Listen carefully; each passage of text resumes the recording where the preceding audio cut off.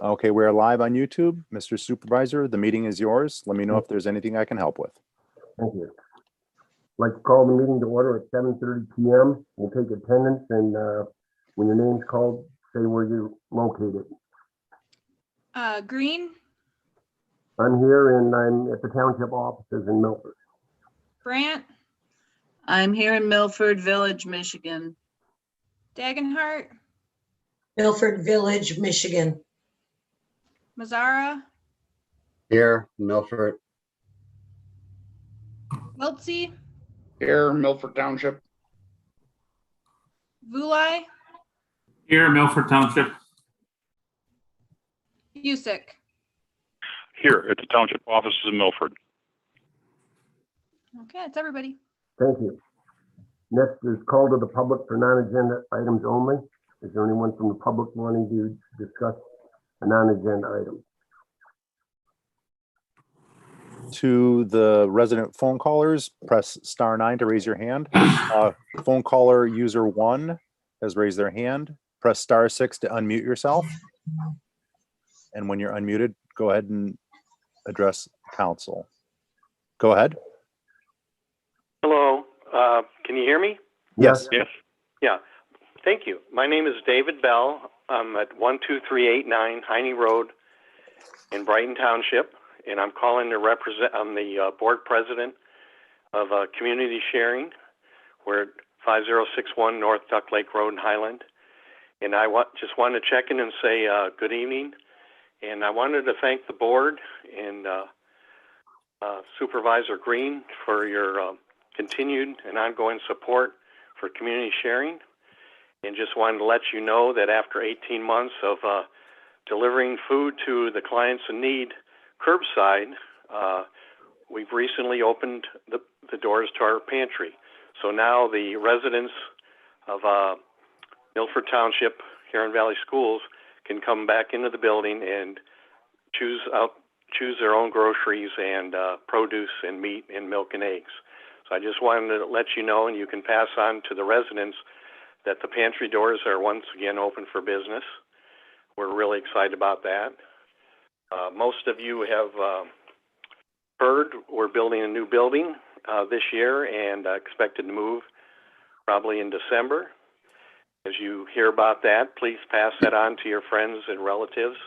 I'm not going to use this for an infomercial, but if you Google community sharing, you can find our website, our information, and anyone's welcome to call the community sharing office and ask more information about the building. But again, we're here to support the residents, and as we build and move, we'll continue to do that. We have plans to increase our support to senior citizens. We chose that target to improve because the schools have been helping school children and in those areas with food. Other programs for folks in unemployment or between jobs, they've found other assistance, but our senior citizens are kind of stuck in a little place that needs extra help. So again, we're going to improve our programs in that area. If you hear of anyone that has some small emergency financial needs, contact the office. We have caseworkers. And again, we're here to help. And thank you very much to the board. You have some great residents, wonderful volunteers and supporters and donors of community sharing. And we really appreciate that. So thank you for your time. Thank you, Mr. Bell. Thank you, Thank you, Mr. Bell, David. for everything you do. Right. Is there anyone else from the public?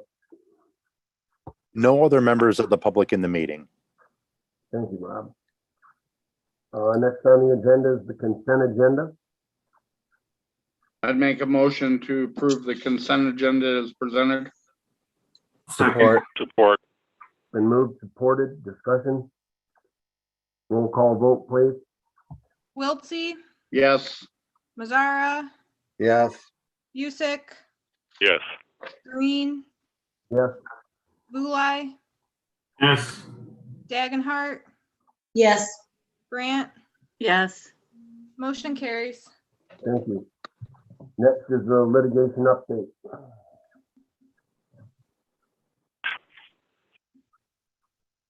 Same as last month and the month before and possibly the month before that. We're still waiting for the Court of Appeals to issue a panel and order oral arguments from the parties. So as soon as I hear about that, I'll let you guys know. Could be a while. Thank you. Next is the planning commission update, May 20th, May 27th, and June 10th. So we've had a few meetings, and the May 20th meeting, this was held basically to kick off the zoning audit and the conversion to the clear zoning format. If you remember, we've entered into contract with Giffords and Webster to not only take a read through all of our ordinances and make suggestions on them, but also to put it into the new format, which is the clear zoning, with the intent being that the overall zoning ordinance becomes a more user-friendly document, not only for our consultants, the board, but also for our residents. Giffords and Webster will prepare 3 separate audits. One will be the master plan, so they're going to look at our master plan. The other one will be the zoning ordinance themselves. And then the third, they're going to look at sustainability, just a test of our ordinances from that standpoint. The next meeting was on the 27th. Stop me if you got any questions on any of them. But this meeting, basically the planning commission did approve a use variance for King Ranch Drive on open storage based on the township attorney's recommendation. And then we are starting to move ahead with work on the clear zoning ordinances in the format. The attached list in your documents tonight is a prioritization of some of the items that we'll be looking at. This procedure is going to take quite a bit of time over the next rest of this year at least. And in the packet is a prioritization. The reason for that is to keep everybody on the board up to date as to what we're doing, but also to follow through with things that we've done in the past by letting the board know that we're working on something. The list of the prioritization is to not have to come back to the board for every single item that we're going to work on, but the overall general understanding that we will be working on that. So that's that list on the second page there. Then on the 10th, we had another meeting, which really was a meeting to talk about the ordinances themselves. And Giffords and Webster led us through some of the revisions on the signage ordinance. This was an ordinance that we started working on, oh boy, back in 19. It's been updated by Jennifer. So the basis of that was the planning commission made a motion to ask Giffords and Webster to revise our current signage ordinance to reflect the township attorney's recommendations, really concerning content neutral language. It's new, it's not new anymore, but it was new state legislation that went through on signage.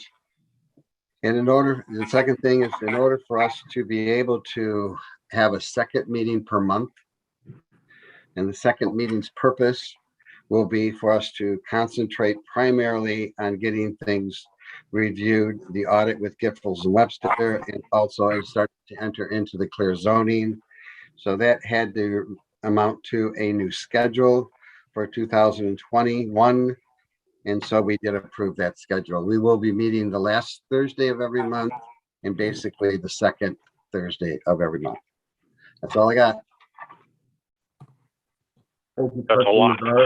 That is a lot. Next is the zoning board of appeals, trustee Wilkie.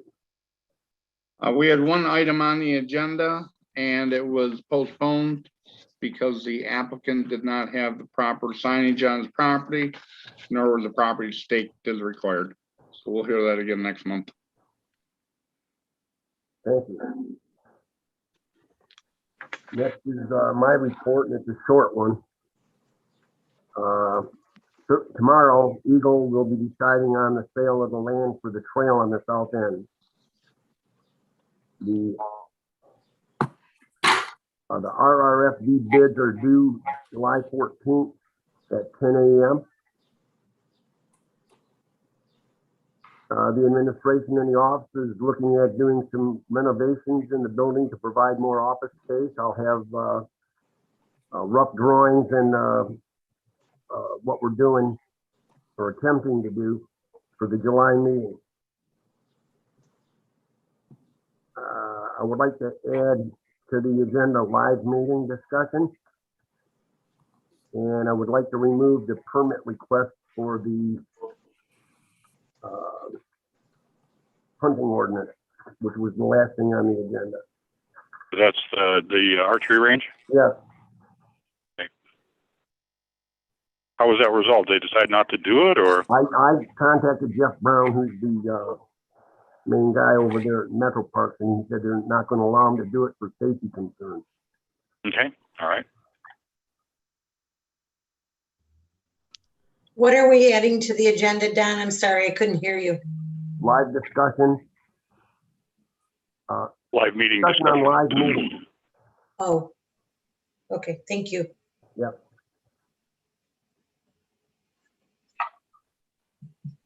Next would be I need a motion. I would Oh, yeah, move sorry. those, Go ahead.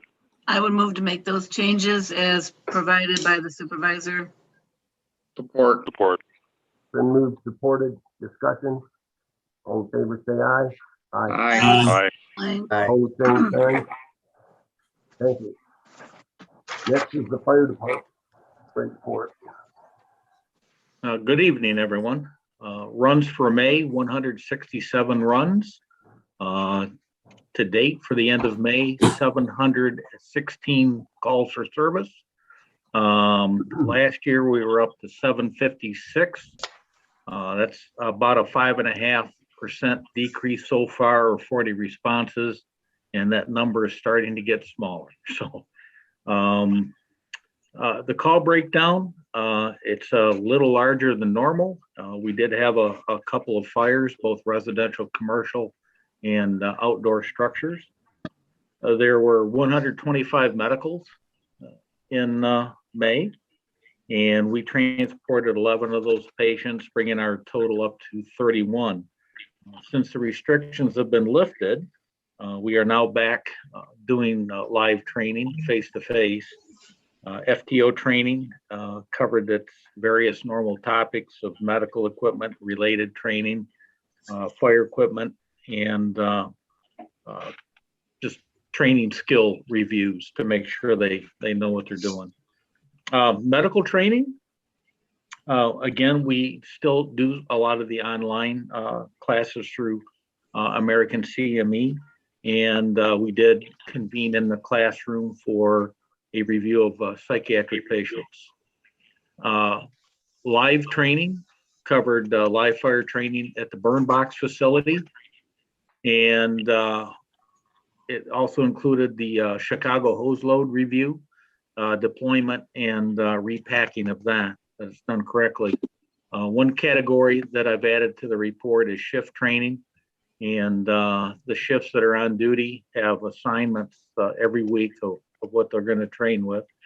And so far they've been doing hydrant connections, transitioning from tank water to water source, and water sources throughout the township, dry hydrants, and accessing them. So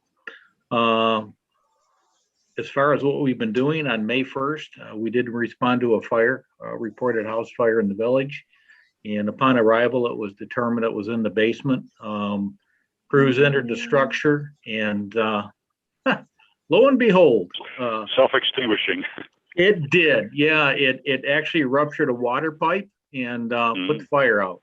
But it was determined to be caused by carelessness, unattended candle and incense, and damage was minimal. The homeowner was not displaced.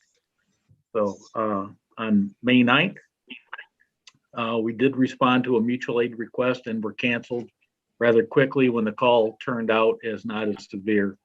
So May 13th, we responded to a shed on fire in the township, and upon arrival, it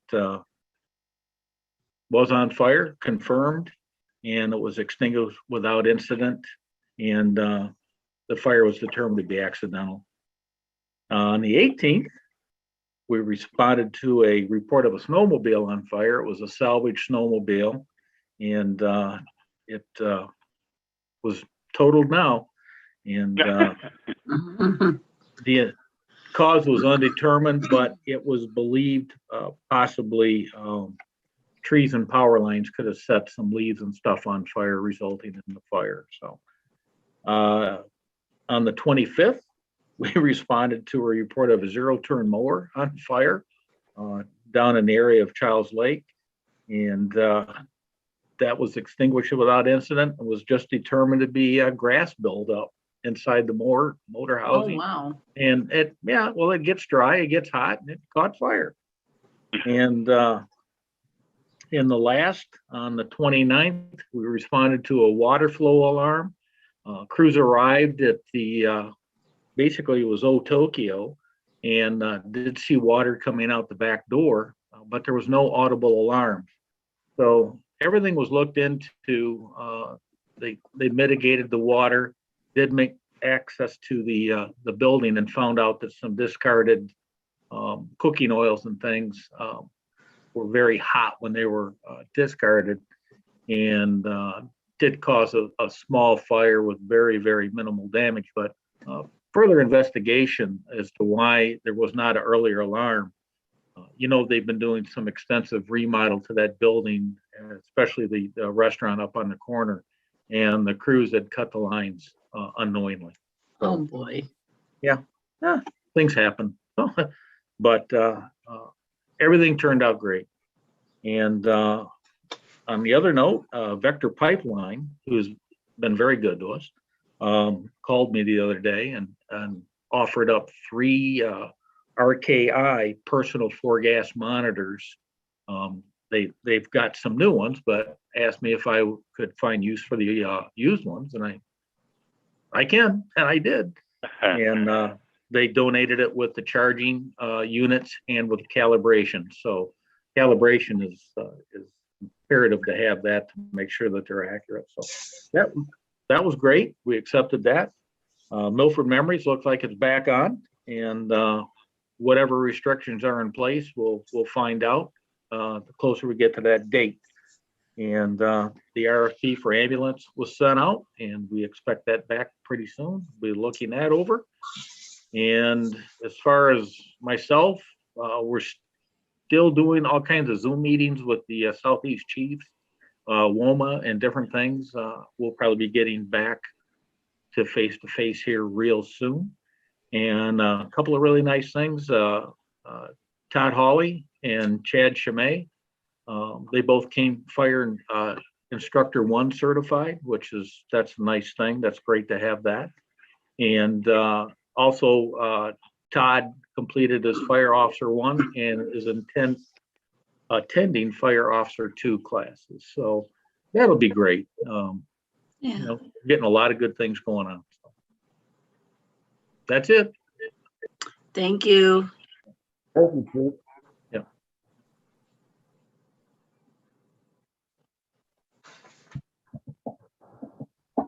Next on the agenda is unfinished business. And it was for the ionization unit. I've done a lot more research, and that stuff will not work with our unit. So I checked into ultraviolet, and that won't work with our units either. So we'll just change the filters on a regular basis like we always been doing. Thanks for checking that out, Mr. Supervisor. Yes, thank you, Don.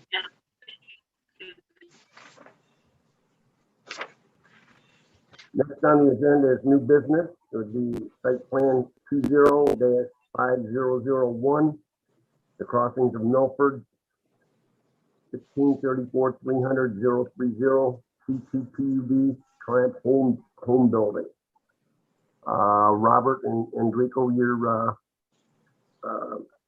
have the floor. Hello, can everyone hear us? Yep. Yes. Yes. Good evening.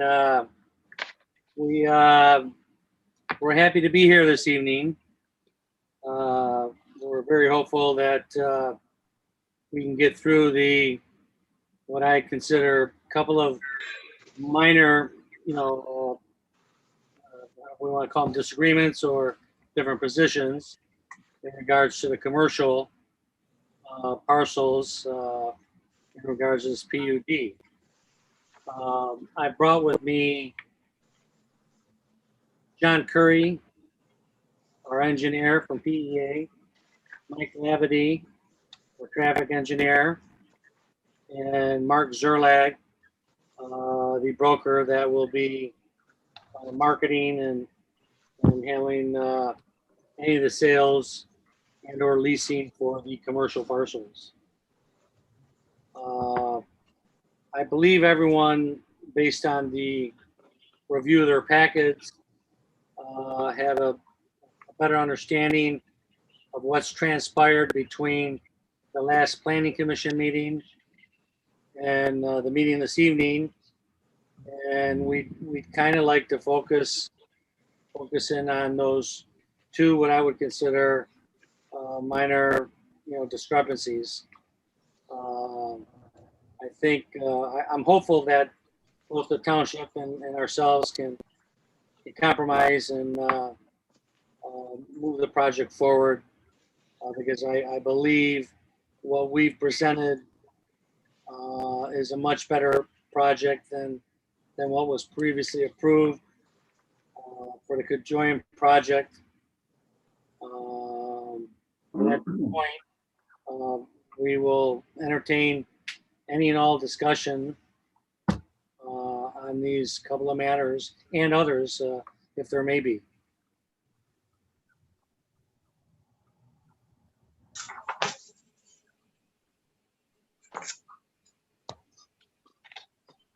Bill, can you give us some of the where the sticky issues are? I think I was hoping to get some clarification on that, on the process of what Jennifer had written up in her memo. But it seems that the discrepancy is in the motion, which states in general, not by word, that there were 5 commercial buildings that would be allowed. And they believe that it was to be a total of 30,000 square feet. And those buildings had to be single occupancy buildings. So that was what was in the motion. I was not part of any meetings that took place after our May 25th meeting. So I don't know what transpired in those meetings. But if you look at the motion itself, which is over on page 41 and 42, as noted in the bottom sheet, bottom corner of your packet, you'll see the motion. And I think the biggest concern happens on 42. Let me make sure I'm saying this correct. On page 42, it's bullet number 4, in which says that the number of commercial outlet lots will not exceed 5 lots, and any one lot may be larger, but is restricted to 1 tenant. No multi-tenant buildings will be permitted, and all buildings are to have a single-use tenant. Right below that in the bullet, it said that strip shopping centers will be prohibited. So the applicant, last time I heard, came back with a suggestion that 2 of the buildings be single occupancy tenant. I'm going to need help with them clarifying what I'm saying. But 3 of the buildings could be multi-tenant type buildings. When we're talking about a multi-tenant type building, if you can imagine the new building that went up in the village, which houses, it houses a coffee shop, it houses a food service, and I really don't know what's on the end. It might still even be vacant. So those are something similar. I don't know what transpired after that. Maybe Jennifer could go through her letter Well, and clarify that. as I read it, not only do they want 3 of the buildings to be multi-use, but even the other 2, they say, if they can come back in a year and say, well, we really want these to be multi as well, basically they sweep the board. They want all 5 to be accessible to multi. That's Is that the way accurate? that's the way I think I read it, but I was not present at that meeting. Okay. Bill, can I ask a question and back up to the motion? So when the planning commission reviewed this, is it their understanding that a strip mall is 3 or more units? I mean, I don't know. I think there was no talk about more than 1 unit in a building because we were focusing on single tenant buildings. And that was a statement on strip shopping. To be honest, Holly, I went back today and looked at what is the definition of a strip mall. Yeah, that's what I was kind of wondering. So way I see in the English language, of course, I went to 3 sources and never got the same source to say the same Right, never got thing. the same answer twice. But the way I see a strip mall is typically a single story building that houses more than 1 business or use. It is normally opened up to a sidewalk in front, parking in front, and takes place on sometimes a major thoroughfare. If you look at the other sources, they parallel that same type of thinking. And that would be the Webster and Collins and also Wikipedia, which I hate to quote ever. So was it the planning commission or the applicants that drove the discussion of single tenant buildings throughout the conversation? That's a good point, because that's where it's difficult for me, because this was discussed by the planning commission, and planning commissioners, besides myself, made reference to the fact of single occupancy. At one point during the discussion, I had recommended that maybe 1 building could be larger. One of the planning commissioners came back to reassure that it would be single occupancy. Another one of the planning commissioners had discussion because some service stations now have other uses in them. They serve coffee, they serve donuts, and I think Sri sort of helped clarify that by saying if it's an accessory type use, it could be considered. Yeah, I think there's one on the other corner. Yeah, if it's totally a separate business, then that to me would be a multi-tenant building. Right. So it sounds like the planning commission had these single unit businesses, and throughout the discussion at your multiple meetings, and the applicants were there, but never said, hey, wait a minute, at some point. That's what I'm trying to get at. No. No. Yeah. Not only did I not hear from the applicants any rebuttal to that during the rebuttal process that we now have in place, but if you take a look at C-2.0, and it talks about proposed commercial uses for the crossings of Milford Township. Again, I guess someone could read it and interpret it any way they want, but I'm sure that we interpret it as single use.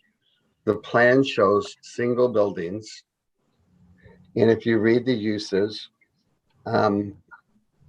retail businesses whose principal activity is the sale of merchandise within an enclosed buildings, personal service establishments performing services on the premises, such as a barber, a hair salon, a beauty shop, general medical, dental office, a bank, credit unions.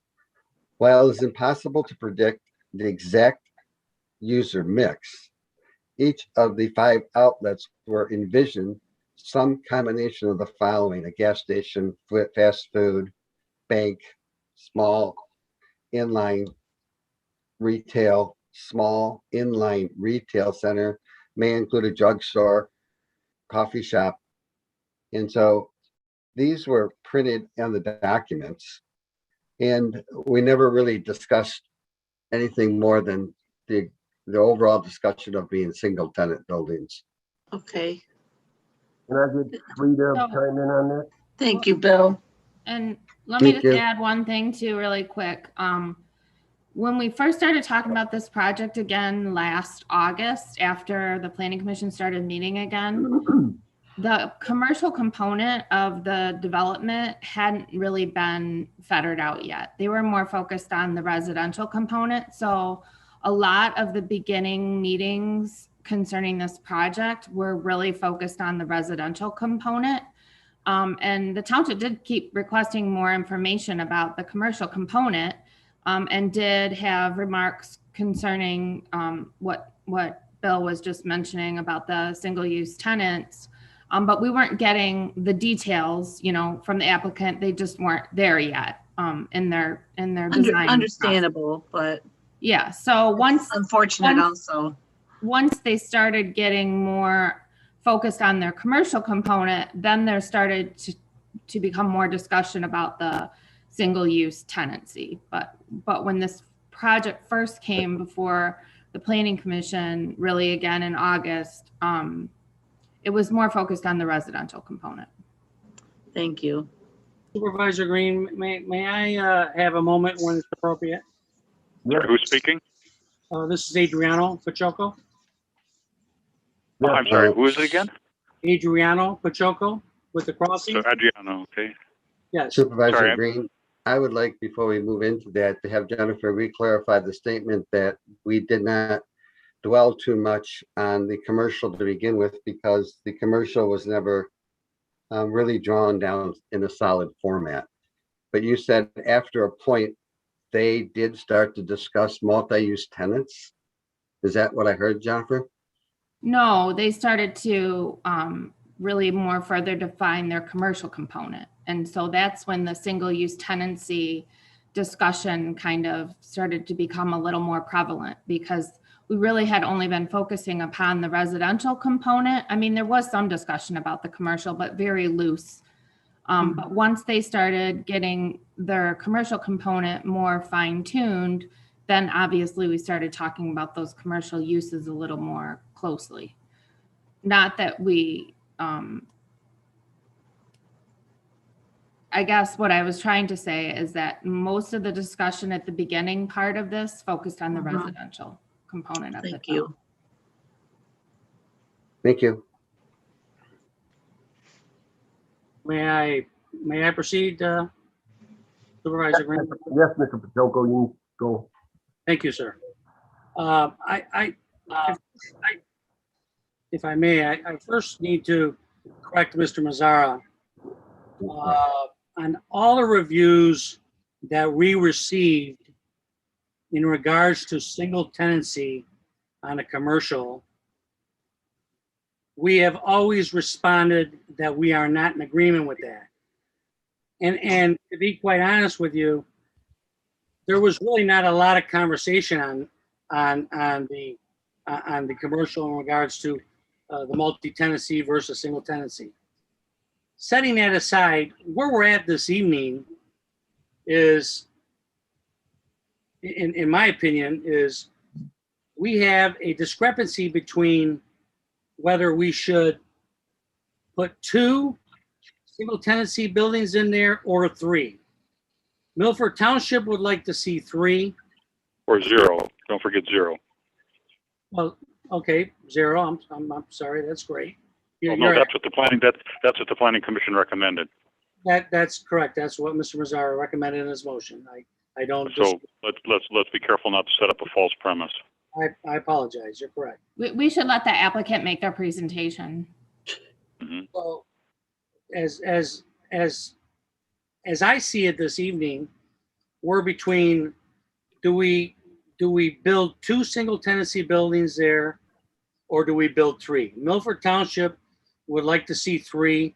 We would like to see 2. The remaining 3 buildings, we have committed through my attorney that we will market those 3 buildings as single tenancy buildings. These are large buildings. They're 8,000 square foot buildings. We as professional builder developers and Thomas Duke, our broker, Mark Zerlag, see it very difficult in leasing 8,000 square foot buildings to single tenant users. You're talking about $250,000 a year.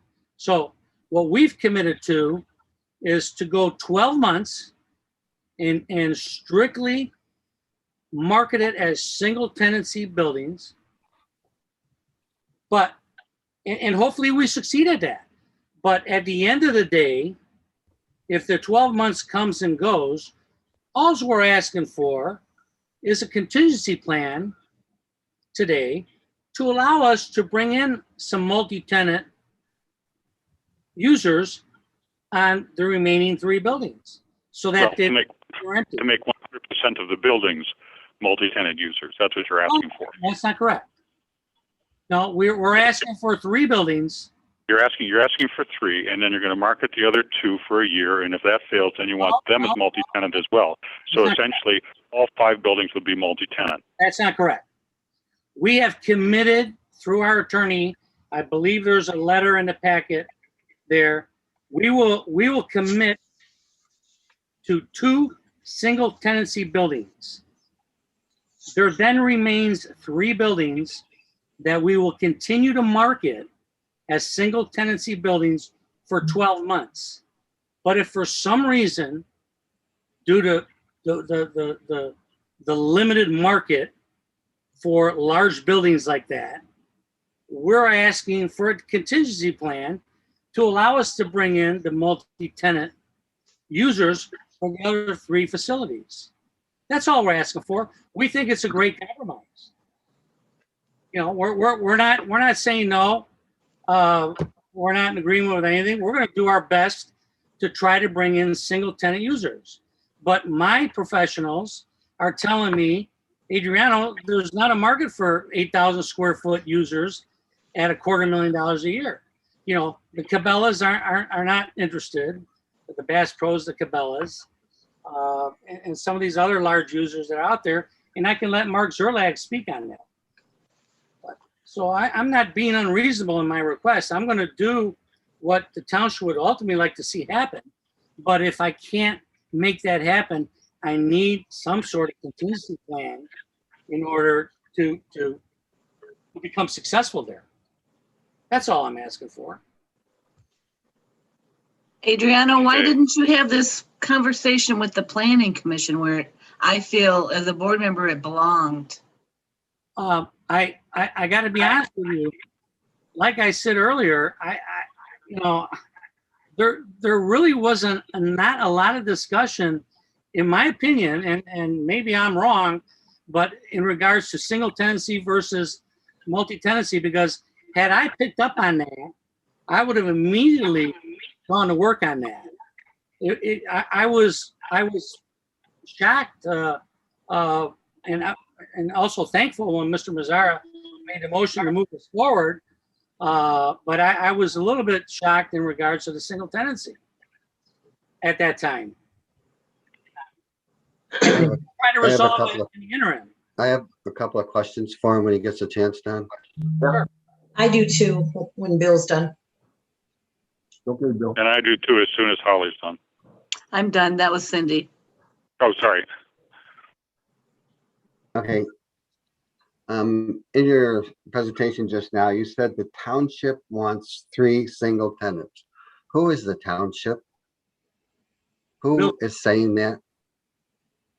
Well, that was the impression that I got through our, I believe, May 25th meeting. And then I had a subsequent meeting with council, my council, and some back and forth there with Tree and Jennifer. So it was my understanding that the township would like to see us commit to 3 single tenancy buildings. I was not in the preceding meetings after the 25th. There wasn't any, Bill. There wasn't any meetings. What There happened wasn't any. was, no, we met on the 25th. We had a discussion about the 3 buildings. They said that it was only, they thought that it was 3 multi-tenant. Our kind of, I guess, memory of that meeting was that it was only 2 multi-tenants. So Okay. we had asked them to give us a like an alternative plan that would get presented to the board. We all talked about that at May 25th. So they did that. They wrote it down and they submitted it to the administration, who then sent it to the planning consultants in our office to look at. And we met administratively and said, okay, well, this was what we recalled the discussion at that meeting. So let's tell them what we recall the discussion, you know, our response to their kind of like options. So Okay, we did that. And these were the items where they, I guess, heard something different at the May 25th meeting than what we heard at the May 25th meeting. So I just suggested that they outline those two differences to the township board. There was no other meetings after the May 25th meeting. This request is based on that discussion that we had on May 25th with you and George and Vaughn, And Julie, or maybe Julie. Julie. Julie. there was 4 of us there. And Was Vaughn there? Yeah, that's why okay. Yeah. I read through your letter. And so I wanted you to go through the letter, but we're beyond that right now. So I just want to make sure that the township never indicated they wanted 3. It We was were just, pretty strong in the fact that we wanted them to be as the motion indicated. And there was even further discussion after that. yeah, we had just, at that May 25th meeting, we had just said, come back with a contingency plan and we'll look at it, because we were kind of going around in circles at that point, you know? And so we said, write something down, a proposal, and show us what that is. Well, when they did that, what we asked them to do, our I guess, impression of what we discussed at that meeting was a little different than theirs. So after going back and forth with the administration and the Giffords Webster in our office, we just said, look, narrow down these 2 issues, because that's the outstanding issues. Really, that's the outstanding issues. So whether it's 1 building or 0 buildings or 5 buildings, it's the number of buildings that are single user. And then it's really the process through which that would occur. So if you are going to allow for some kind of, I guess, contingent plan, those would be the issues that you would need to decide. Now, as I outlined in my memo, you can approve the planning commission's recommendation with that type of modification. You can send it back to the planning commission and have them look at that modification.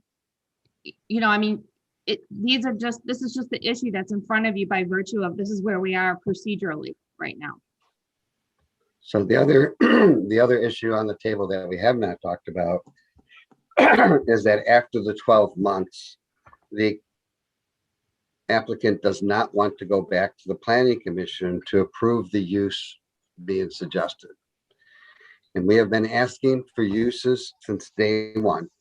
We have never gotten uses. And in fact, if you read again, that you'll see where it says that even though it is impossible to predict the exact user mix. And I agree with them. In this market, I'll be surprised if it is. But we have to have a process in place that if we're going to do this, we would like to see all single buildings, you know, but we don't want to see dark buildings either. And these small storefront, 25-foot storefronts, as we even see in our community, come in and out of business all the time. It has not a lot of permanency to them. So my next question to the applicant is, when does the 12 months start? As we've stated previously, the 12 months starts at the moment we receive a either temporary or permanent certificate of occupancy on one of the commercial pads. So you're going to market a non-existing building. The time clock starts even before the building exists. Is that We are correct? going to market single tenancy buildings, and we're actually starting in advance. I mean, we're starting as we speak to market single tenancy buildings, but when the 12-month period starts which is what we're asking for as a contingency plan, would start 12 months post the first certificate of occupancy or temporary certificate of occupancy on one of the commercial pads. If we're. So then let me understand it clearly. Your 12-month clock is running on buildings that don't exist. A certificate of occupancy is issued on an occupied in Correct. order to allow a building So- to be occupied. So it has to be built. They get the C of O on the first building, but they're marketing building 4 and 5, which don't exist, but the clock is running on those. Is that correct? That's my understanding from what you just said. No, the clock starts 12 months after the first occupant. First building. Correct, sir. So, Yeah. So then, if, so see, let me building clarify two, that. building When- 2 through 5, building 2 through 5 are not built, but you're marketing them, As and the single. clock is running on the 12 months. Correct. No. We'll be marketing them as single tenancy buildings. And the only reason we're doing that is because that's what the township prefers. And I'm willing to do that for a period of time. Well, that's, again, we're having a lot of discussion here, but we have no construction schedule for the buildings. In fact, it clearly states that we don't have a schedule in place as to when 5 buildings will be completed. Building number 1 gets completed, you get an occupancy permit, you put it on the market for a year, and that frees up the other buildings that you may or may not even have started construction on to be Exactly. multi-tenant buildings. Is that, Exactly. that's what I'm hearing. Yeah, Yep. we're, I'll Me let too. Mark Zerlag, if it's permissible, to speak in regards to how we plan on marketing the commercial pads, no different than any other developer in our general marketplace. Treasurer Dagenhart wanted to have a couple of questions. Thank you, Don. What I'm listening to, and this, I'm hearing it for the first time because I do not attend planning commission. I guess I don't understand what is wrong with a multi-tenant building. The building you referred to, Bill, in the village with the Jersey Mike's and the Starbucks and whatever is in the end building, I don't see any problem with that. The way I'm reading the documentation that's presented in our folder tonight, it sounds like, to me, the applicant is saying, look, I understand what you'd prefer to see there, and I'm willing to market it that way, but I need some kind of assurance that if I can't get a single tenant, you don't want a dark building, he's got to be able to have a plan in place so that he can put 2 tenants in it or 3 tenants in it. I don't see that that's an unreasonable request, and I don't understand. I mean, if he's got 3 single tenant buildings and 2 that have the capability of multi-tenants, I guess I don't see what the big deal is to to agree to some sort of contingency to help him be successful and to have that corner look good. We don't want dark buildings. We don't want to put a restriction on there that could be impossible. I just don't. Indeed. He won't build a dark building for sure, I think. May I finish? Sure, you may. Thank you. I would like somebody to explain to me what is wrong with a multi-tenant building. Why is that an undesirable? I guess I would like clarification. Thank you. Can I go ahead with that now? Yeah. Yes, Bill. Okay, so we don't want dark buildings, and I said that up front. So, but we want to make sure that we have a single tenant building whenever possible. It is a whole different image along Milford Road to have single tenant buildings opposed to multiple buildings, multiple tenants, strip shopping centers. They're stripped. Even though there's 3 or 4 tenants in there, I don't know how long they are, but the usual storefront is 25 feet. So a 100-foot building, that's 4 different tenants could be in there.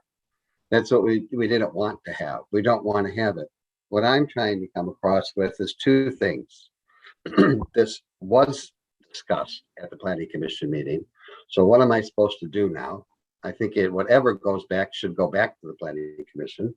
But I think in doing that, the process has to be put in place that we agree to as to how we can ensure that the single tenant buildings are being looked at and researched thoroughly with good intentions, and they're not just not being looked at. So I just heard him, say something in regards to a Cabela's or whatever, because that was a discussion that was in the 25th meeting.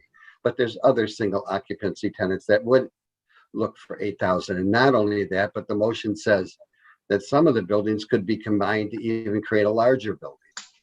So he has the opportunity to take the 5 buildings, which ends up to be individual buildings. 5 goes into 30. That tells me 6,000, not 8,000.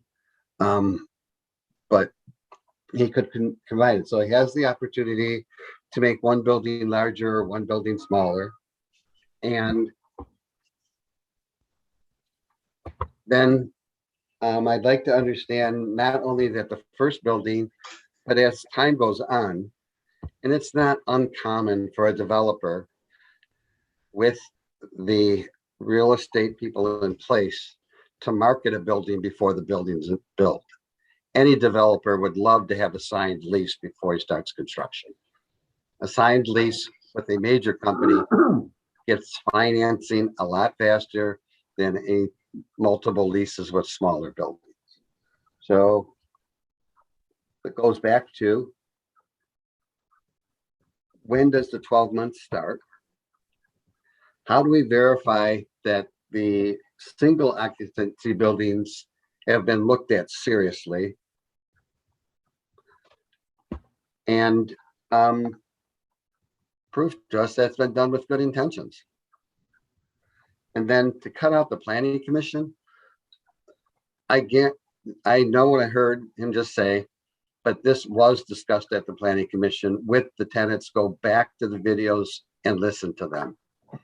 So it's been discussed many times. It did not come up in the last meeting at all. So we have a little bit of discrepancy on what we're hearing again. Well, So that's when we why- met administratively on the 25th, that was the process that we talked about, was if it's going to be some type of like contingent plan, maybe not having to go back to the planning commission for necessarily a full like public hearing or such a formal process.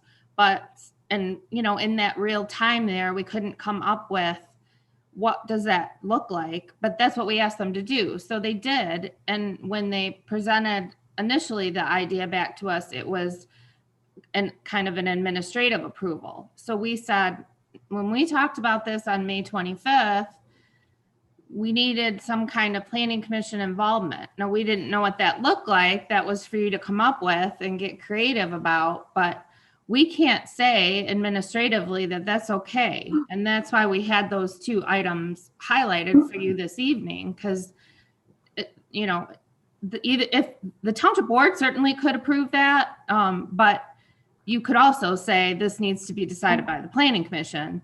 What can't happen is the administration or the consultants to say, oh yeah, sure, that process would be great. I mean, we just couldn't, and we couldn't, Sri and I together trying to come up with language to kind of, I guess, accommodate both sides was impossible. So that's why we said this has to go to the board. That issue has to go to the board. They need to talk about it and figure it out.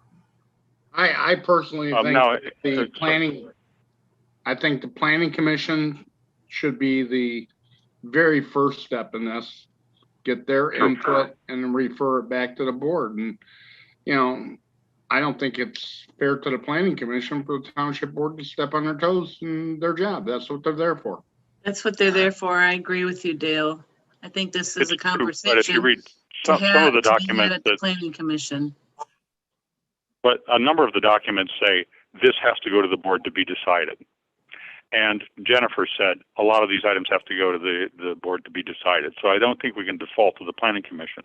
But going back to Cindy's question, what's wrong with it?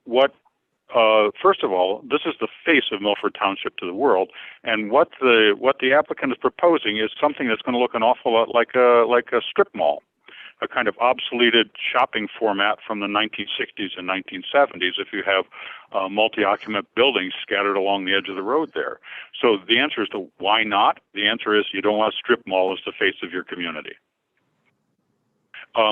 carrying on with what the applicant had to say, if we look at page 104 of the submission, where it talks about their how they've done their marketing study, it seems that the applicant is arguing both sides of this issue.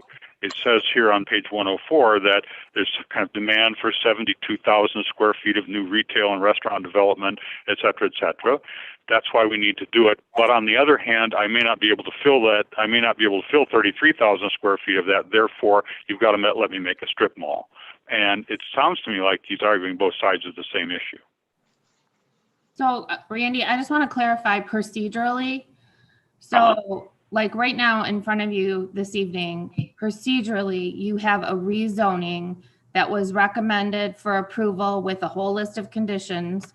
Right. You must review and make a decision about. Now, your decision could involve sending it back to the Planning Commission, or it could involve making all the modifications that they're requesting. That's entirely up to the board. What the other procedural component we were talking about is this process where they mark it for a year and then where do they go? You know, like who's going to review that? Their request was that it get reviewed administratively. And when we had our administrative meeting on the 25th, I guess the township was leaning toward that needs to go toward back to the Planning Commission. So that's a different procedure than what we're talking about. In my memo, when I said the township board has these 4 options, that's for tonight's decision. But then there also needs to be a decision made possibly by the Planning Commission about what type of procedure needs to be set up for this 12-month review. It could go to the board. It could go if we buy off on the 12-month review. What I was trying to do was answer the treasurer's question about what's wrong with a strip mall as the face of the township.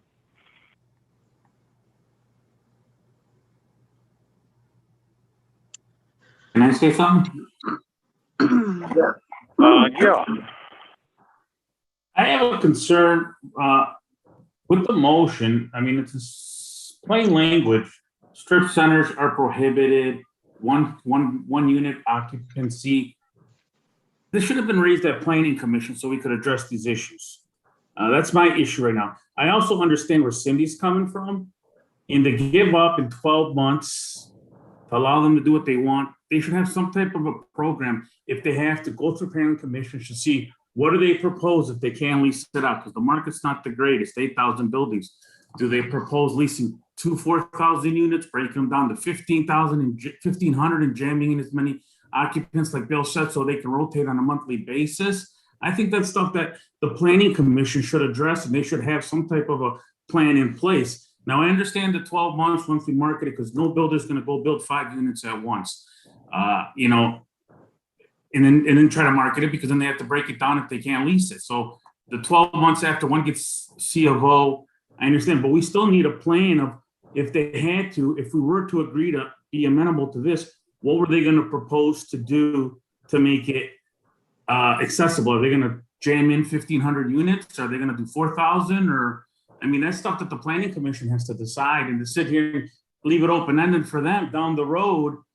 I mean, yeah, that's the entrance to Milford. We want it to look nice. Now, I don't think, you know, 1,000 square feet building is going to look nice, but maybe if you get 2 strong tenants that are 4,000 or something square feet, that can make it amenable to the landlord and to the community. But just to leave it open-ended right here, I don't think it looks, I mean, it doesn't sound right. I tend to agree with that, Tony. So your hypothesis is that you'll get 2 tenants at 4,000 feet each and a total of 33,000 square feet. It means that the remaining 35,000 square feet are going to be multiple users. I think that's what I just heard. Literal, Randy. Randy, what I'm trying to say is they're asking for us to approve it, and then after 12 months to do it administratively, whatever they want. They should have a plan in place to say, hey, if we can't lease it for this, this is our plan, what we plan to do. So Planning Commission can look at it, make a recommendation to us, so we can make a full approval or denial based upon what they plan on doing. Here, they're leaving it open-ended. 12 months after the first C of O, if we can't get it, what are they going to do? Are they going to try to put in 1,000 square foot tenants? Or are they gonna try to get bigger tenants? This has to be, these issues have to be addressed. That's what I'm trying to say, Randy. I'm not trying to say divided or whatnot. I'm just trying, these are issues that have to be addressed before I feel comfortable moving forward. Okay. Sure. What It do you want seems to to And me I that think several of us it seems to me agree. that the planning commission made it, you said, we want to understand what we have to do. The planning commission made it quite clear. They said, single occupancy buildings, that gives you the surety you ask for, and it doesn't leave anything open. I think that's what you're asking for. Correct, really- correct. But from what I'm hearing, from what I'm reading here, is this wasn't really addressed with planning commission. I think they need to go down to planning commission and address this issue, explain their concerns. It looks like, and that's what I said. My first issue I said, Randy, if you're listening to me, was the motion is specific. Strip centers are prohibited. One users. Now here we have something different. There's a discrepancy. They need to go and address that with planning commission. The planning commission says there was no discrepancy. This was what we approved. Then we as a board know what the planning commission meant. And then we think there was a discrepancy or there was an issue. They say there's a miscommunication or issue. Let's address that issue. Our planning consultant wants to make a statement here. Free? Oh, this has been a very good discussion. Good evening, everyone. I'm Sri, and I took some notes, and there are some good points being discussed. I just wanted to add some clarity so that as you move forward with this discussion to keep in mind. The motion said up to 5 maximum buildings. So, and then like Commissioner Mazzara noted before, they could end up with 2, 3, 4, 5. So when we try to put a number to how many single user and how many multi-user, it might become a moot point if we end up with 3 buildings and then we say 2 of them should be multi-user or 1 will be single user. So we need to keep that in mind, that it's up to 5, not 5. 5 is not guaranteed, it's up to 5.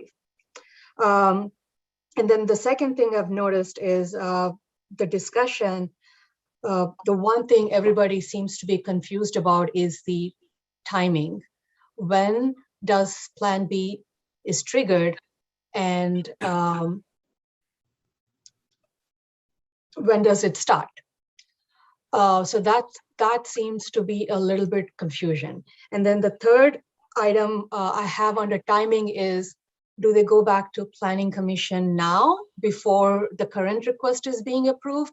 Or do they go back to Planning Commission at the end of the 12-month trial period, requesting a change of use pattern? So just a couple of thoughts I wanted to put out there for discussion to add some clarity. Because what Sri is, her last point that she just made is, let's say this whole after discussion didn't come up on May 25th about the, review after 12 months kind of thing. Tonight, Right. in front of you would be a recommendation to approve the rezoning conditioned on all of those things listed from the Planning Commission. So you'd need to make a decision about that this evening. So you could, what Sri I think is saying is you could still do that tonight and have this single issue either be addressed by the Planning Commission at some future time, at the next meeting. I mean, I don't know, like time-wise, what we'd be talking about, but you could still make a decision this evening on the actual rezoning as it was recommended by the Planning Commission. Just wanted to add one thing. So the process going back to Planning Commission, hypothetically after 12 months, the board should also get some clarity from from one of us or the applicant is it going to be a formal amendment to the PUD, or is it just going to be a condition we all agree on regarding the process? If that makes sense. So if you approved the rezoning this evening exactly as the Planning Commission recommended it to you, and at some future time they wanted to do this re-review, you would need a PUD amendment. You would need an amendment to the PUD agreement. This evening, another option you have is to allow for the 12-month review, but that they have to go back to the planning commission. And as long as that's stated by the board, you wouldn't actually need an amendment to the PUD agreement because that is a condition of your approval. So you'd basically be saying, look, we're going to approve the rezoning this evening with all the conditions that were stated by the planning commission. We'll allow for this 12-month review, whatever the elements are triggering that and, all those components, but that has to go to the planning commission. If you were to say something like that this evening, you wouldn't need a PUD amendment. But if What is so difficult with the PUD amendment? You have to go through the process again. You have to have a Okay. public hearing and So I would, months and months. I agree with Tony from the standpoint that I tried to make that motion as clear as possible, incorporating everybody's thoughts in the meeting. It wasn't just my motion. And then, or you have two options in my mind. You either approve it the way it is, the way it's recommended, or you send it back to the planning commission. So you approve it the way it is. Time goes by, you can't get a tenant in there. Nobody wants dark buildings. That's the point in time where you go back to the planning commission and revise it. And if you have to go back because of it, that's fine, but no one discussed this with the planning commission. And they had Right. more than enough time to do that. In fact, at Jennifer's request, we had a rebuttal. No one said nothing. So those are the two things that I would like to move on with because I think we'll end up with a better project. The other thing is clear, as Sri said, you don't have to build 33,000 square feet. Right. You can build whatever your market studies told us. And the market study was pretty clear. The market study was also agreed to by our consultant as a viable market study. Right. Well, that's why I said Oh, I yeah. think it's good to send it back to the planning commission, Yeah. get their input, let them review it, come to a determination on this issue, and then bring it back before the board. No, And that's so- why I agree with Dale and I agree with Tony and with Bill. But can I just say something? Don't we have another issue, a big issue in front of Yes. us with the traffic study or the traffic review as it relates to this project as well? So can I just go back really quick because you said you agreed with Dale and I'm trying to understand, I'm trying to follow what you guys are saying procedurally. Because procedurally this evening, you need to make a decision about the rezoning, which is a separate issue from this 12-month review thing.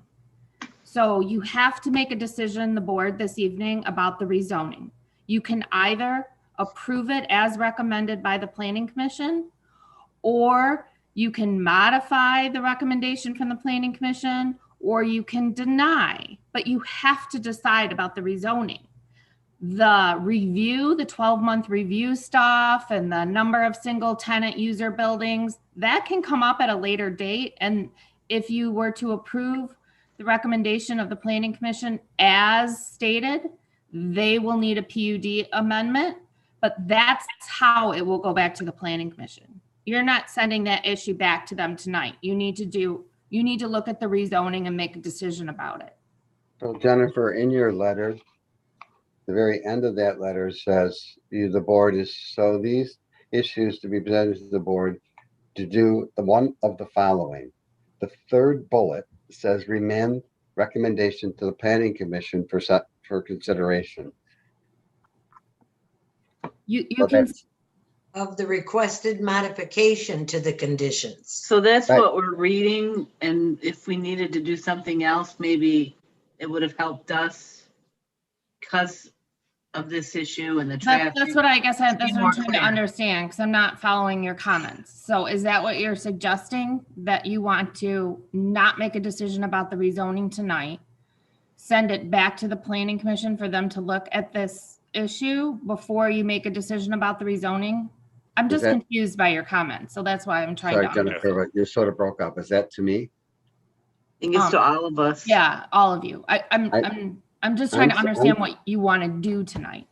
I'm saying approve it with as presented by the planning commission.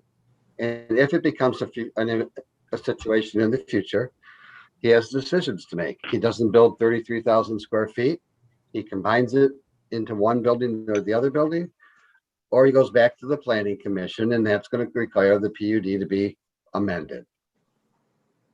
Okay, Sounds good to me. I thought that's what you were saying, Bill, but it sounded like Dale and Holly may be saying something different, so I was confused, and that's why I was. This is And a I lot was of it. confused too. Okay, This is a lot of information to dump on the board without any of the background. Yeah. So, We had a Holly's ton of right. background in the packet. We had every meeting minute if we had to read. I wished it was as easy as those meeting minutes. If it was approved based on the planning commission's recommendations, and circumstances change, the applicant has the ability to go back and ask for a PUD amendment. That would be up to them. He can move on with planning of a project. We are gonna follow what the planning commission says. And that Makes sounds sense. like the It's a lot of cleanest work. way to do this. Exactly. Well, could somebody answer a question for me, please? As I understood this today when I was studying it and talking with different people in the office, that we're approving a conceptual plan, that this isn't the site plan, that this is a conceptual plan with conditions for this PUD agreement. But once we say, okay, yes, we will approve this, they've got to go back to planning commission anyway for site plan review. So if I'm correct in my thinking, once we approve this as recommended by the planning commission, they don't get to go start digging holes and building buildings. They've got to go back to the planning commission anyway. Is that correct? yeah. Straight, So could you answer could that? any of this be addressed at the planning Site commission? plan. If we were, when they go back for site plan review, can any of this, how many buildings, can they be multiple? Can they not? Can't that, I always thought that was addressed during the site plan review. This is just like the concept of what they're putting in there. We say yay or nay, and then they go to planning commission, and the planning commission reviews what they are really actually going to build. Am I incorrect? No, you're absolutely Great. correct on that, Cindy, except that the design and site plan review will be based on the recommendations of the planning commission. Exactly. Or the PUD. Right. Do you mind if I Right. just Oh. ask Sri Determination. to answer that question, please? Yeah. That's good. Thank you. I'm itching to answer. Thank you. So it is a concept plan, that is correct. And as part of the planning commission discussion, the applicant has assured that the residential layout is not going to change. It is what you see. But for commercial, because they said up to 5 buildings, that layout can change. And then the condition of the agreement would be each individual user would come to planning commission, get a site plan approval prior to construction. But the reason why we're discussing the uses tonight, because when the planning commission reviews the site plan, they have to make sure that the site plan complies with one, whatever conditions and deviations and flexibility was included in the agreement. And then if it's not listed in the agreement, then they have to comply with the ordinance standards. So what happens if the board approves it as recommended by the planning commission, the applicant could, when he goes back to site plan approval, the only flexibility he has at the time is, does he want to have 5 buildings, 4 or 3? But he is tied with the limitation for the single user building because it's part of the PUD agreement. That's the reason why the applicant is requesting to modify that part of the planning commission motion to allow himself to make that request to planning commission at the time of site plan or whatever process the board is comfortable with. So let's just say we were willing to modify the PUD agreement based on the fact that what if he can't market it as a single unit? couldn't we also make it a condition that he supply proof or rejection letters from companies he tried to get in there that didn't want it because of, I mean, how could he prove, because the question was asked tonight, Yeah. how do we know that he really marketed it hard or You're right. didn't market it really hard and just comes back and says, well, geez, guys, I just can't sell it as one unit, so I need 3 in that building. What would be our Right. teeth in the agreement? What kind of teeth could we put in there that would give us an absolute proof that he actually did do what we asked him to do, but it was unobtainable? Is there any way that you could even get those assurances? So that level of detail we expected the applicant would provide us when he gave us the contingency plan, but that didn't include that, except conceptually saying if we fail, then we would change it. So that is something, an option the board has tonight. If they wanted to offer that flexibility now, rather than amending the PUD, that I would strongly recommend that all those details should be clearly discussed. The But timing, that's my question. Is there really any realistic way? I think we might have. I think I mean, if we all had a crystal ball, that would be, awesome, kind of. But so I think it's really just a decision of the board. It's really just what would make, and you're kind of standing in the shoes of the planning commission, because what I hear you saying is if they're gonna pursue that, I guess, contingency plan, they need to pursue that contingency plan with the planning commission. And that's kind of loosely what we talked about at that May 25th meeting. So it's hard to stand in the shoes of the planning commission at this point and say what's going to satisfy them to show that they were, aggressive and in their marketing and unsuccessful. And, what the applicant's been saying is, what if we can never satisfy the planning commission? Like, what if we feel that we, did due diligence and were unsuccessful, but the planning commission, and so Sri and I were like, we have no idea how to write that. We don't know what to say. It's going to need to be up to you to decide if you are going to allow that to be a process for the planning commission. What do you think they're going to want to see? Tony, you had a question? Yeah, Sri, if we approve the motion as presented by the planning commission, they would have to come back for a PUD amendment if they wanted to change it to multi-tenant use, correct? Yeah. Right. Yes. If Mark it's had a helpful- question. Oh, sorry. Wait, I have one also following up on Tony's comment. Mr. Mazzaro, would you like to go first? Yes. I think it's important to have the lines drawn clearly and understandably, and that you don't have any ambiguous type statements that need to be interpreted in the future. It is not uncommon for PUDs to be altered. Sri? Mhm. That is correct. The only, just wanted to clarify the process. If they want to amend the PUD, then they have to follow the same process they went through to get the PUD in the first place. So, planning commission, meeting with the planning commission, talking about the issues, Yes. public hearing, Yes. then consideration, then to board 2 times. So to avoid that many steps to amend, what the applicant is requesting is, can there be any flexibility built in so that maybe we can condense the process to From the allow. Planning Commission's viewpoint, it's our responsibility to try to guarantee the best 100%. outcome from the township. That And is the best correct. outcome from the township is to have it concinct and justifiably stated in that motion so that it has something that we go back to in the future. This is exactly how PUDs go awry. So, That is sorry, correct. Mark, but go ahead. Okay, thank you. Thank you. Good evening. I just want to make 2 points quickly. There's been a lot of discussion about this 12-month period.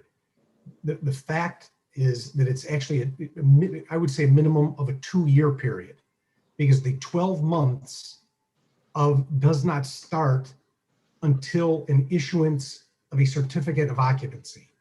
So if we brought user number one, freestanding building, to you tomorrow, by the time we get through the PUD process, site plan approval, building gets built, and then we're ready for certificate of occupancy, it's 12 months from that point. So we are going to, the developer and the township, we have the same goals. We want to build a quality development here. And if we can do this with 5 or 4 or 3 freestanding single tenants, we're going to do it. And that's my job and that's my charge. And I've done this in many occasions over my 33 years. The challenge and where we're asking for some consideration is I know that most communities would love to have a specialty market. The challenge with landing a specialty market is they may not be able to afford a freestanding building. They may need another tenant or two to help with the rent, to help pay their pay the mortgage. They're wonderful users for communities, and many communities like to have them, but they don't typically pay a rate. They can't afford a rate that allows for new construction. So our sole goal here, we appreciate all the comments, is just flexibility. If we get 2 years into this, and it might be longer because we don't have the first user yet, but if we're 2 years into this, marketing this, and you'll be able to look on my website, you'll be looking on, CoStar, CPEX, LoopNet, all the places we market, we're going to market this as single tenant, single user buildings. And that's what we want, because we understand that's the path of least resistance. And I thank you for your time. Thank you. Thank you, Mark. Can we move on to discuss the traffic?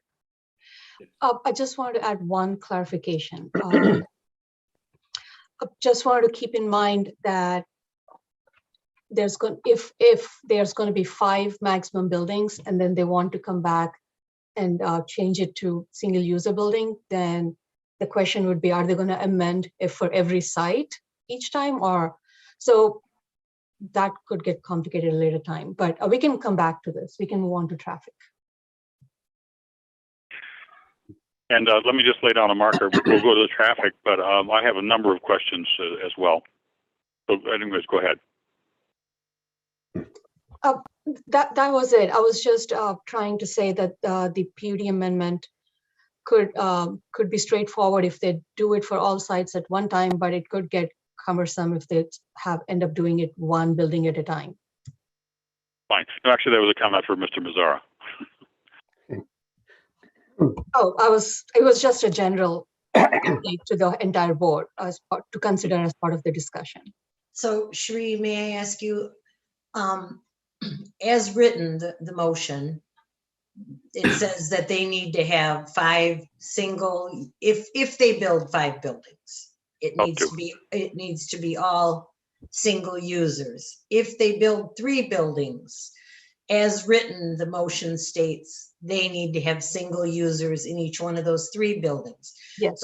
So right now, the bottom line is the Planning Commission recommendation is for whatever number of buildings happens to be there, they're single users. And if, as Mark said, they can't get a single user for, say, the 3rd building or the 4th building, at that point, do they have the option to petition back to the township to ask for a modification to the PUD through the planning process again? Yes, so the current ordinance gives them the option to request an amendment to the PUD, but that okay, so they couldn't be turned away and say, oh no, we approved this and we are not going to reopen the PUD. No, so they do have an option here. Yes. Even if we approve it tonight with single use for every building and they can't do it, they would have to go back to the Planning Commission and say, hey guys, we tried, here's our proof. May we have 3 users in this final building? And the Planning Commission could consider it at that time to reopen the PUD and allow it or deny it. Yeah, that is so correct. They do have an avenue of reproach. They could come back and they would have an avenue. It'd be a process. And I mean, everybody wants to get through it quickly, but they do have an avenue here even if we approved it as it was written? That is correct. Okay, Good question. Thank you. that makes it very clear for me. I want to see them be successful, and as long as I know they have options, our planning commission works extremely hard and to keep our community looking really good. But if these guys can't do it, if the economy or whatever happens, they've got an empty building and they come back to reopen the PUD and they have that option to do it, I feel at least comfortable that they're not tied to something that is absolutely impossible. It just might take more time than they'd want to give, but we're not saying no, we're just saying our planning commission needs to make those decisions. So if we approve their conceptual plan tonight so they can move forward, they know they have the option to come back and open the PUD. The other way could be more streamlined for them, but it doesn't sound like it's something that we want to give up our planning commission to review it for us, so that when it comes to us, we know that they have done all the due diligence, that we just don't have time to do at a township board meeting. Right. Right. Great. I think we're all pretty much ready to move on, right? Yeah. I'm not. I have a list of things I'd like to go through. But anyways, let's take care of the traffic first. So in my motion, it says due to new information and the unresolved issues dealing with traffic, we sort of deflected that to the board. Couple of things. The applicant has offered certain improvements. Mike Laverty is the traffic engineer here today. That would help alleviate burden caused to the roadway by them, but it does not, I want everybody to understand, fix what we already have, or does it compensate for future load on that intersection due to other developments that are even happening in Lyon Township as we speak.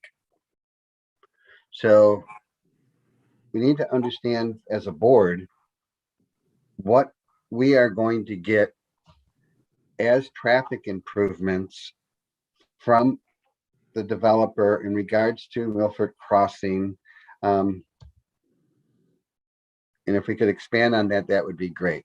One of the issues that came up that needs to be resolved is that at their main entrance, we asked for a traffic signal. They offered a traffic signal. That traffic signal was back and forth discussed as to be a agreement with Kensington Ridge. Since we've gone through Kensington Ridge, they say that it's the responsibility of Milford Crossing because they're causing the burden. That we need to resolve. What are we getting in traffic? And we also asked for a pedestrian crossing at that point. So Mike, can you just enlighten the board as to what improvements will be done by the developer here today for the traffic? Sure, but I think I want to make sure everybody understands some of what you just said isn't exactly right. That's my guess. Well, it was, I understand you don't do this every day. Nope. The study requirements are that we take into account background. So you'll notice in the study, it mentions that background is all those other developments that we learned about or know about that are within the time frame of when this development comes online. From the time we count the cars to the time this thing is up and running full speed, that information does include other developments. Okay, so that, just so you know, you have a complete study for that. Right. We also, the traffic signal is warranted based on our study of this site for the North Drive. Does Oakland County agree with that? They do agree with that. What they don't agree with is that they don't like the idea of the Pulte development not lining up over there and creating another drive. They want Pulte to line up with it. That's it. Pulte is lining, they changed their Pulte plans is, to line up. Right. Okay, so we're good with that. Okay, the other improvements are extending the westbound left turn lane on the east leg at Pontiac Trail in Milford, and adjusting the timing to make that work better. The MDOT is going to be putting in a traffic signal at the ramp, at the westbound off ramp. So all of the other information is, those address existing conditions to the extent that this development is supposed to, based on accepted practice. Now, one of the things that I think is important to know is that there are existing challenges out there.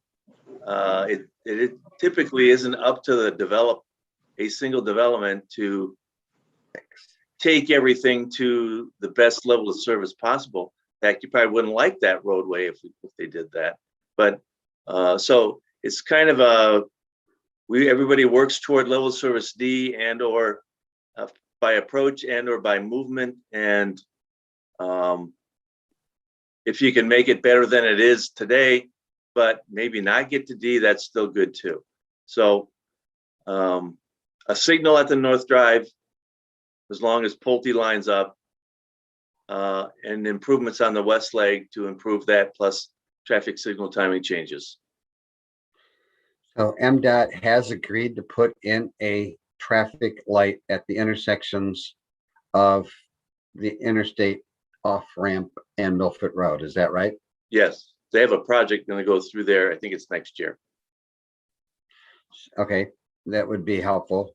So it's going to be very helpful if you, it'll make a lot of improvement for, throughput on Milford Road and help with the delays on the ramps.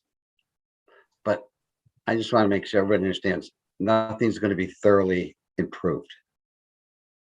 It is what it is. What do you mean by that? Well, it's not going to be fixed to a level A. It's at a level D. It's at a level F. The intersections are graded by A, B, C, D, E, F. Oakland County accepts D as an acceptable level. No, that's the traffic engineering world accepts level service D as a design level of service. It's not just Oakland County.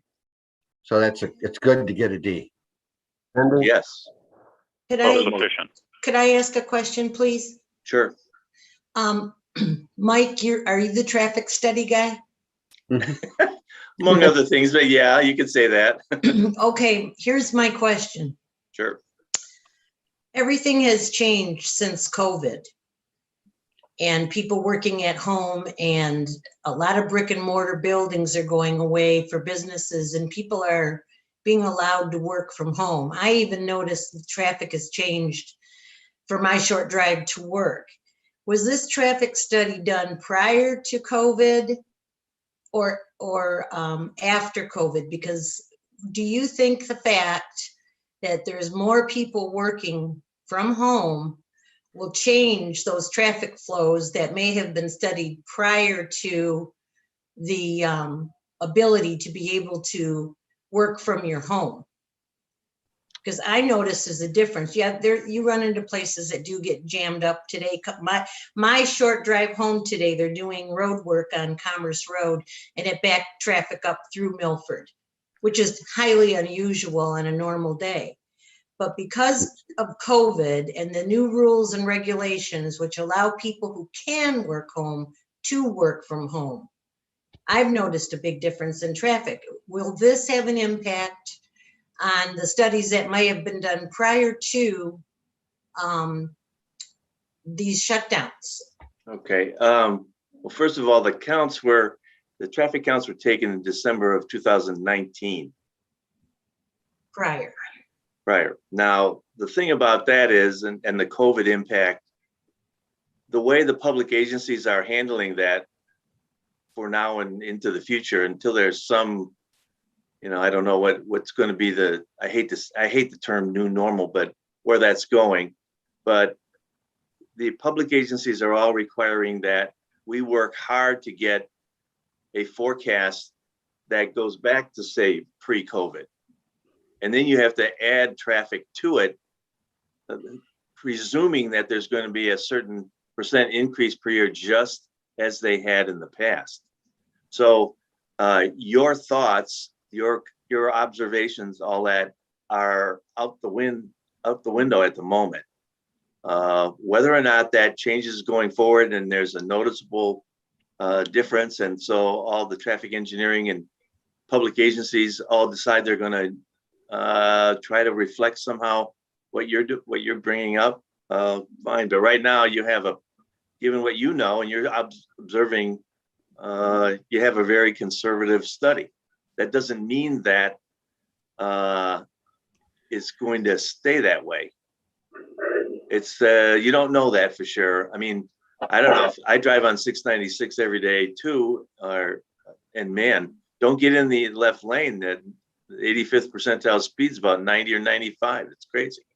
But the accident rates are way up. The number of crashes and people injured are up.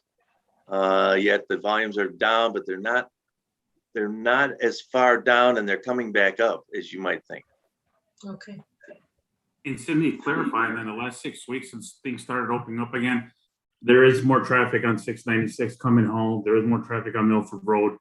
The last 2 months. Yep. So slowly they're going back to the offices. They are. I think that there may be something long term, down the road once we all get back to doing how we're going to do it. I mean, every company I know about is going to have some sort of work from home policy here soon. Maybe not, maybe just before school starts. I don't know, but we can't all work from home. I mean, we were forced to do it, but working from home doesn't work for our business. Interpersonal relationships and stuff like that. I mean, we're not making hubcaps. So there's an awful lot of companies that are not making hubcaps. So I think we just have to wait and see how that goes. But for the time being, we got it.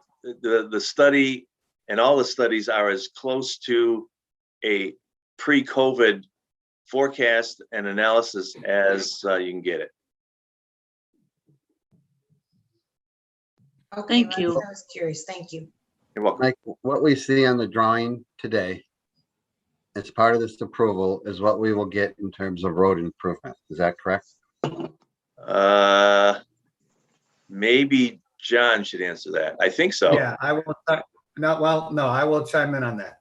Yeah, We were good. told early on to take all the recommendations for existing condition, everything improvements from both developments and show what that would look like on the plan.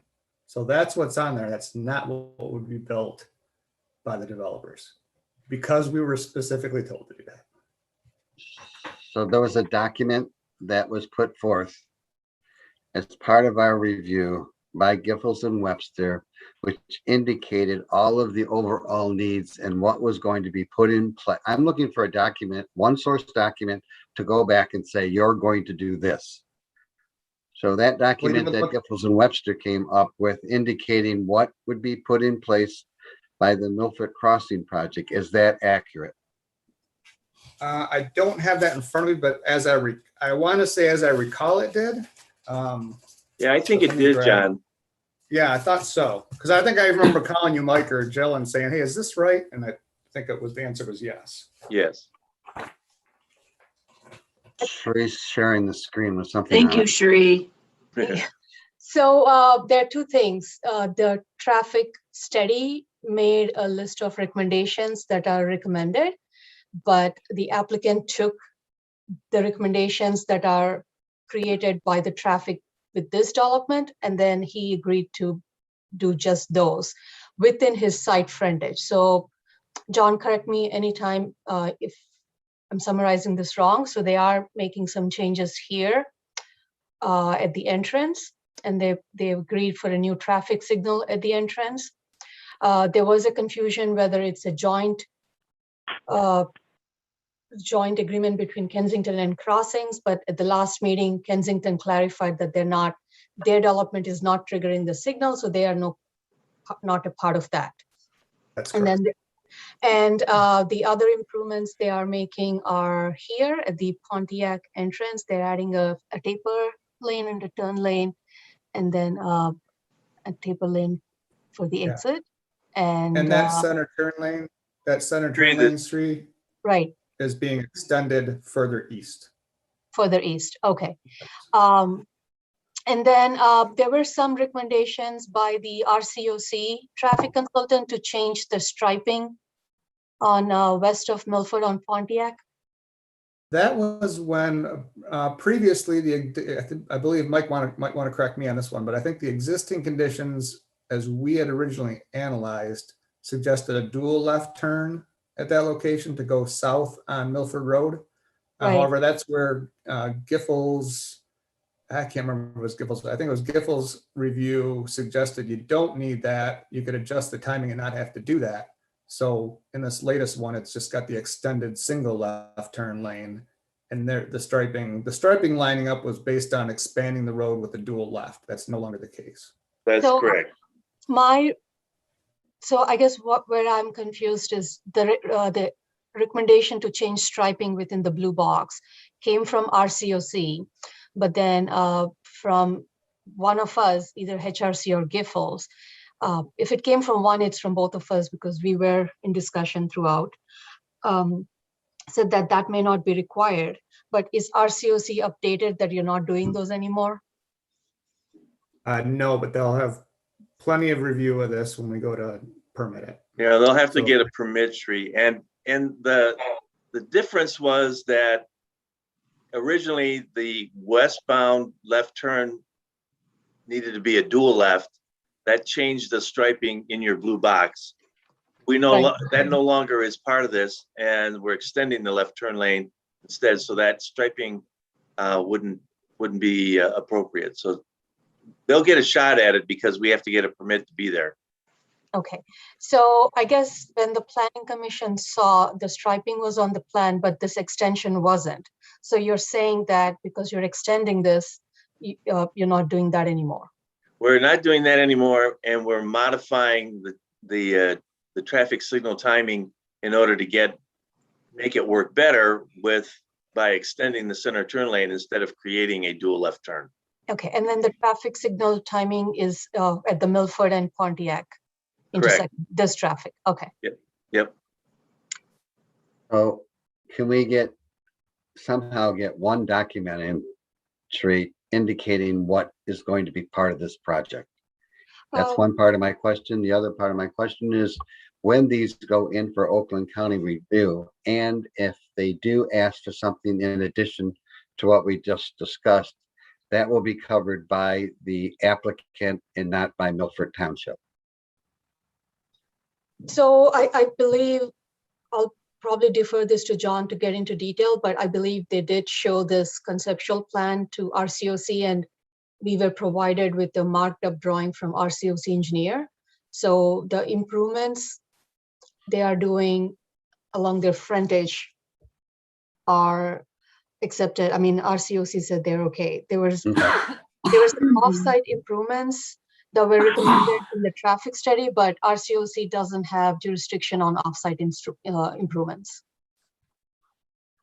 So again, on the documents in front of us tonight, in which we're asking for conceptual approval, we'd like to get this information incorporated into those documents and clearly defined. So graphically, what's shown in the red boxes is what they're offering to build with phase one. And those can be included in written form in the PUD agreement. Okay, so Jennifer would include this in the PUD agreement. I just need to have it documented. Right, so the PUD would probably call out the improvements at each entrance to the site and then make a reference to sheet C2 for an exhibit. So, and just to clarify, because earlier there kept being references to approving the PUD agreement this evening. This evening, you're not approving the PUD agreement, you'd be approving the rezoning. We still have to prepare the PUD agreement, which will then come back to you. So you'll see all that. So yeah, essentially, if you decide to move this forward, you would give a tentative approval. And then we'll come back with the PUD agreement with all these things. The improvements they're promising, the flexibilities they're requesting, the timing of the construction, the conditions regarding the use and the planning commission motion, everything will be included in the PUD agreement. So I have a question for Jennifer and Sri. We're approving the conceptual plan, and then will we as a board approve the PUD agreement later on down the line? Yes, so you're approving the rezoning, which is based on the conceptual plan. Okay. But you will then be approving an actual written contract agreement later on down the line. It will be on our agenda. Yes. And then that to me drives another question. There's also reference in the motion to a water agreement, a site maintenance agreement, a landscape plan agreement. I want to know if there's a correct assignment of REUs. Will those be addressed in the PUD agreement? That is correct, but I just wanted to clarify one item, what Jennifer said. So this is a C2 PUD. They're not requesting to rezone. It's an overlay option that's provided for C2 properties. So thank you. This is not a request for rezoning. This is a request for a C2 PUD determination and approval of a conceptual plan. Okay, and then all these other agreements will be addressed in the PUD agreement. Yes. So one of the items in the planning commission motion is that the applicant should pick one option or the other with regards to the water. They have to either choose the well or the connection. And Kensington's making progress with their discussions with the Lyon Township, but I would probably defer this to the applicant to provide an update where they are with their discussions with Kensington, because the proposal is that they would connect to the water line in the Kensington development. Okay, it's my responsibility with documents, and I don't want to lose sight of the other ones that are related to the project. Yeah, we will definitely need to address all those issues, and they would be addressed in the PUD agreement, because since we're talking about water, the water agreement that we're still reviewing administratively between Kensington and Levy and Pulte is just those parties. And it references that, any other entity would need its own agreement with Lyon Township. Okay. So we have to close a lot of different gaps there, but they'll all get addressed eventually. Also, Jennifer, the finance department and building department today approached me to let me know that they need a check for $40,000 from the developer to cover $27,000 in invoicing that we've already paid out that they owe, and an additional 13. Would that be incorporated into this agreement tonight? No, that you guys should just handle that administratively. I don't know how you've collected your escrow or how you on a monthly basis collect your escrow, but that's just handled administratively. Your accounting department, I don't know if she sends out invoices monthly to the developer or how that works. She does, but she just wanted the board to know that we need $40,000. So however they know it by my verbal telling us, I believe that. Hopefully we've communicated that to them already. Yeah, you need to handle that administratively, but that's an ordinance requirement anyways. May I speak to that? This is Adriano. Yes. Yeah, we just received that invoice last week, and Robert my son has had communications with the township, and we fully intend on paying the $27,000 old immediately and putting an additional escrow with the township. Not an issue. Okay, thank you. Thank you, Adriano. I appreciate that. Thank you. Okay, if we finish the traffic matters, I'd like to kind of plunge into my list, unless anybody else has got anything more on traffic. I'm good.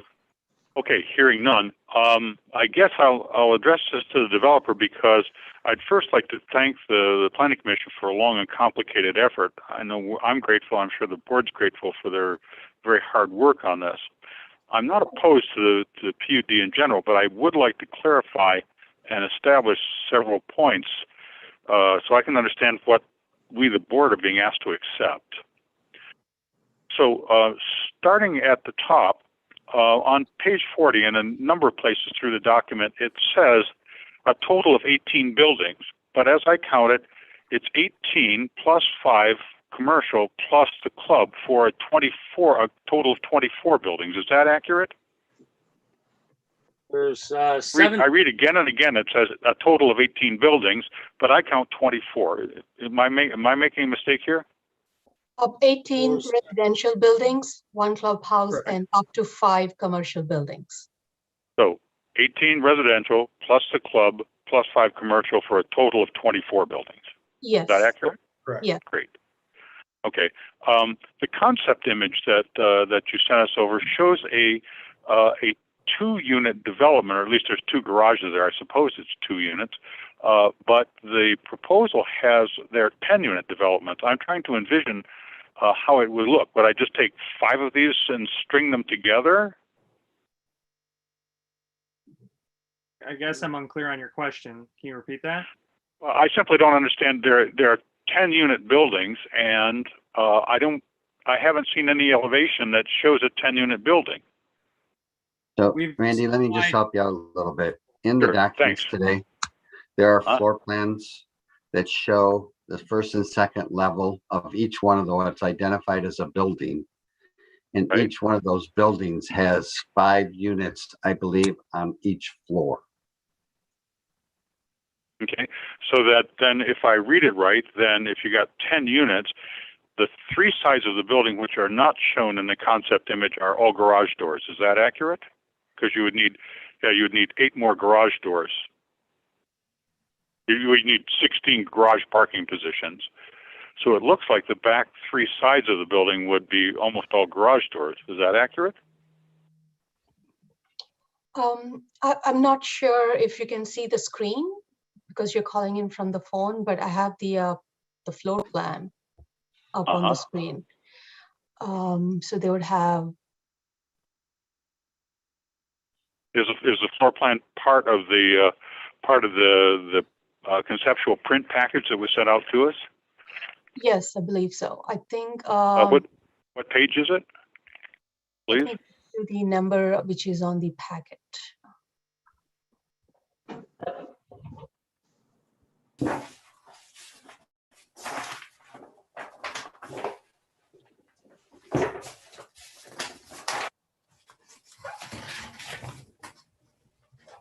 Still scrolling on. I just realized it's a 144-page packet. I'm impressed. It's a lot of information. I was impressed too. I was going to say I nearly sprained myself dragging it out. It's a lot to understand, and I mean we are trained professionals, so when we look at something, we know what the applicant's trying to say. I'm trying to see if the plans. Oh, this is the packet that was online. In your packet, look at A4. A4. Yes. You say A4? A4, done by. Hold on a minute. Yeah, because we'll come back to A4 in a minute. There's A1,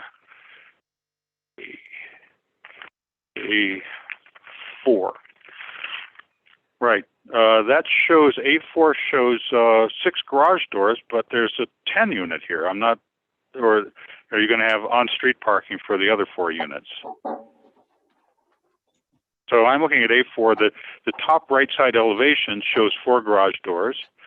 The bottom elevation, front elevation A, shows 2 more garage doors. That's 6. But this is a 10 unit project. Where are the other 4 places parking? On the left elevation, which is not visible in this particular drawing. So there are 4 Left garages elevation is a on mirror this of the right. side, and then there are 4 here, so that's 8, and then you have 2 in the front, so that's 10. Right. Sorry, help me out again. I'm on sheet A4. I count 6. So if you look at the screen, look at front elevation A. Hold on a second. Let me take myself over to the screen because I can't see it from where I am, but if I'll go to the supervisor's office, I'll be able to.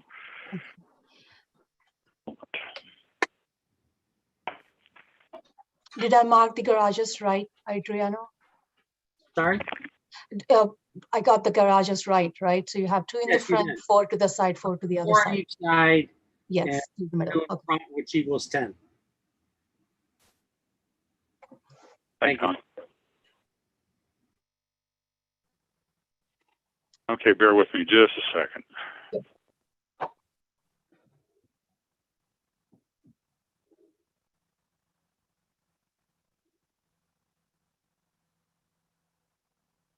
Okay, we've got it in front of me.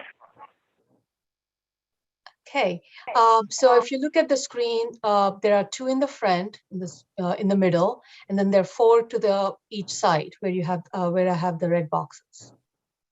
So where you see the right side elevation, you would have similar elevation to the left as well.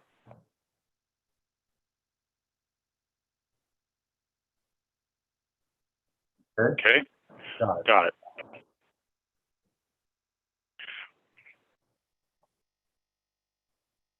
Should I leave the plans on the screen to help you with the other questions, or? Well, I have a number of other questions, so I may go back there, but my questions are in the other room. Give me a second to get back to it. Now, all the drawings and everything else, again, these are all preliminary. And through the planning commission, they will go through and review all these, correct? So the residential part of it, we've reviewed them in great detail because the applicant said that's not going to change. But Right. yes, when they go back to planning commission, we will get into other ordinance requirements to make sure it complies with engineering and other details. But when it comes to commercial, they could change depending on number of buildings they would end up with. And each unit, as I read, will have its own garage.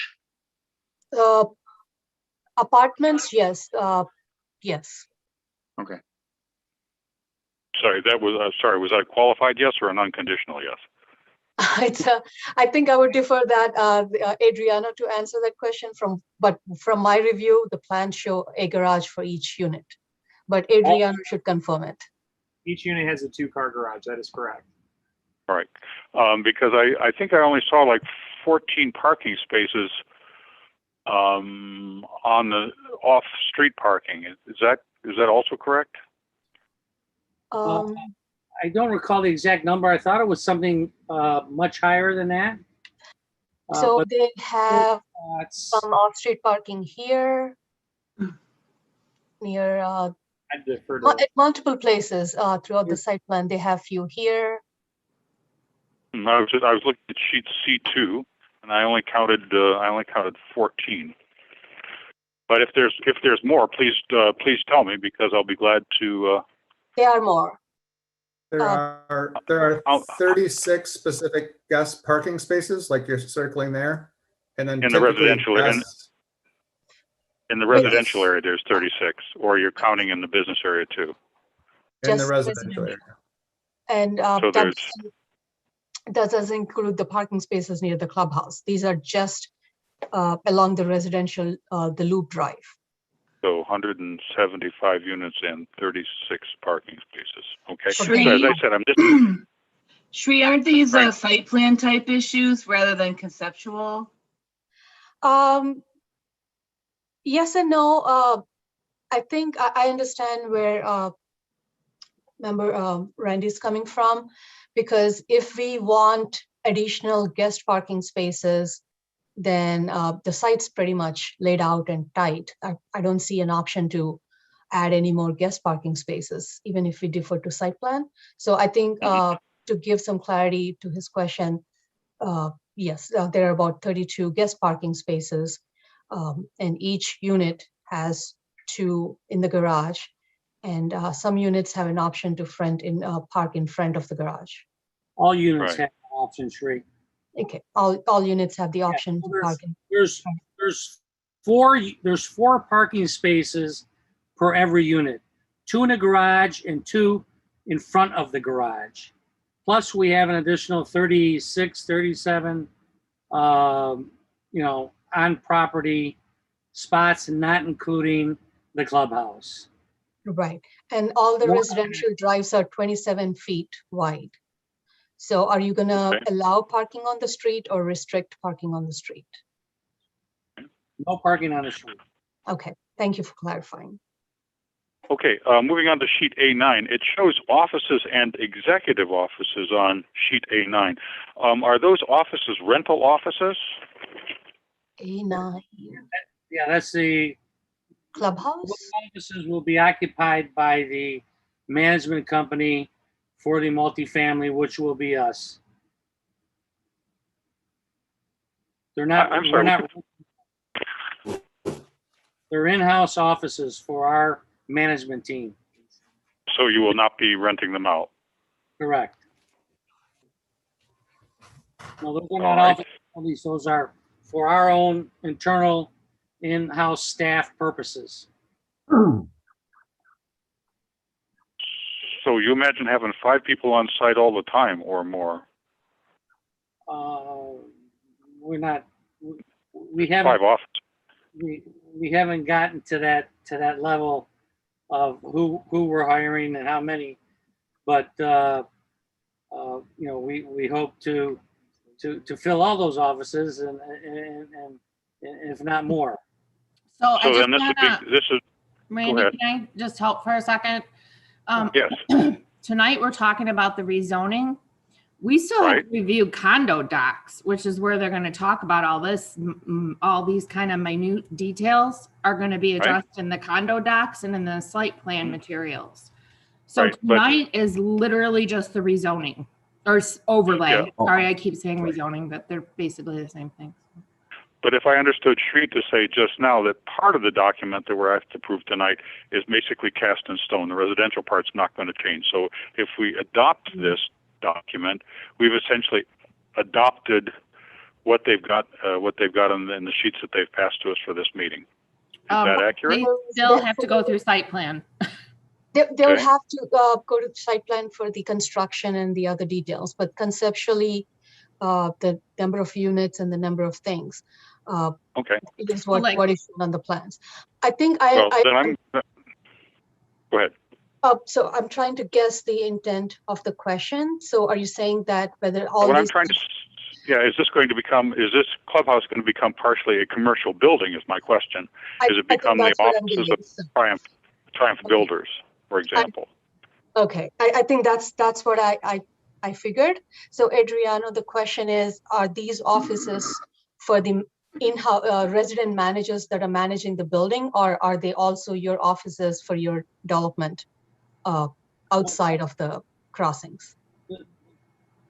Our hope is at some point for, myself and my other employees that work for me to be within the executive offices overseeing the multifamily for lease operations, as well as having a leasing manager and site personnel for the community.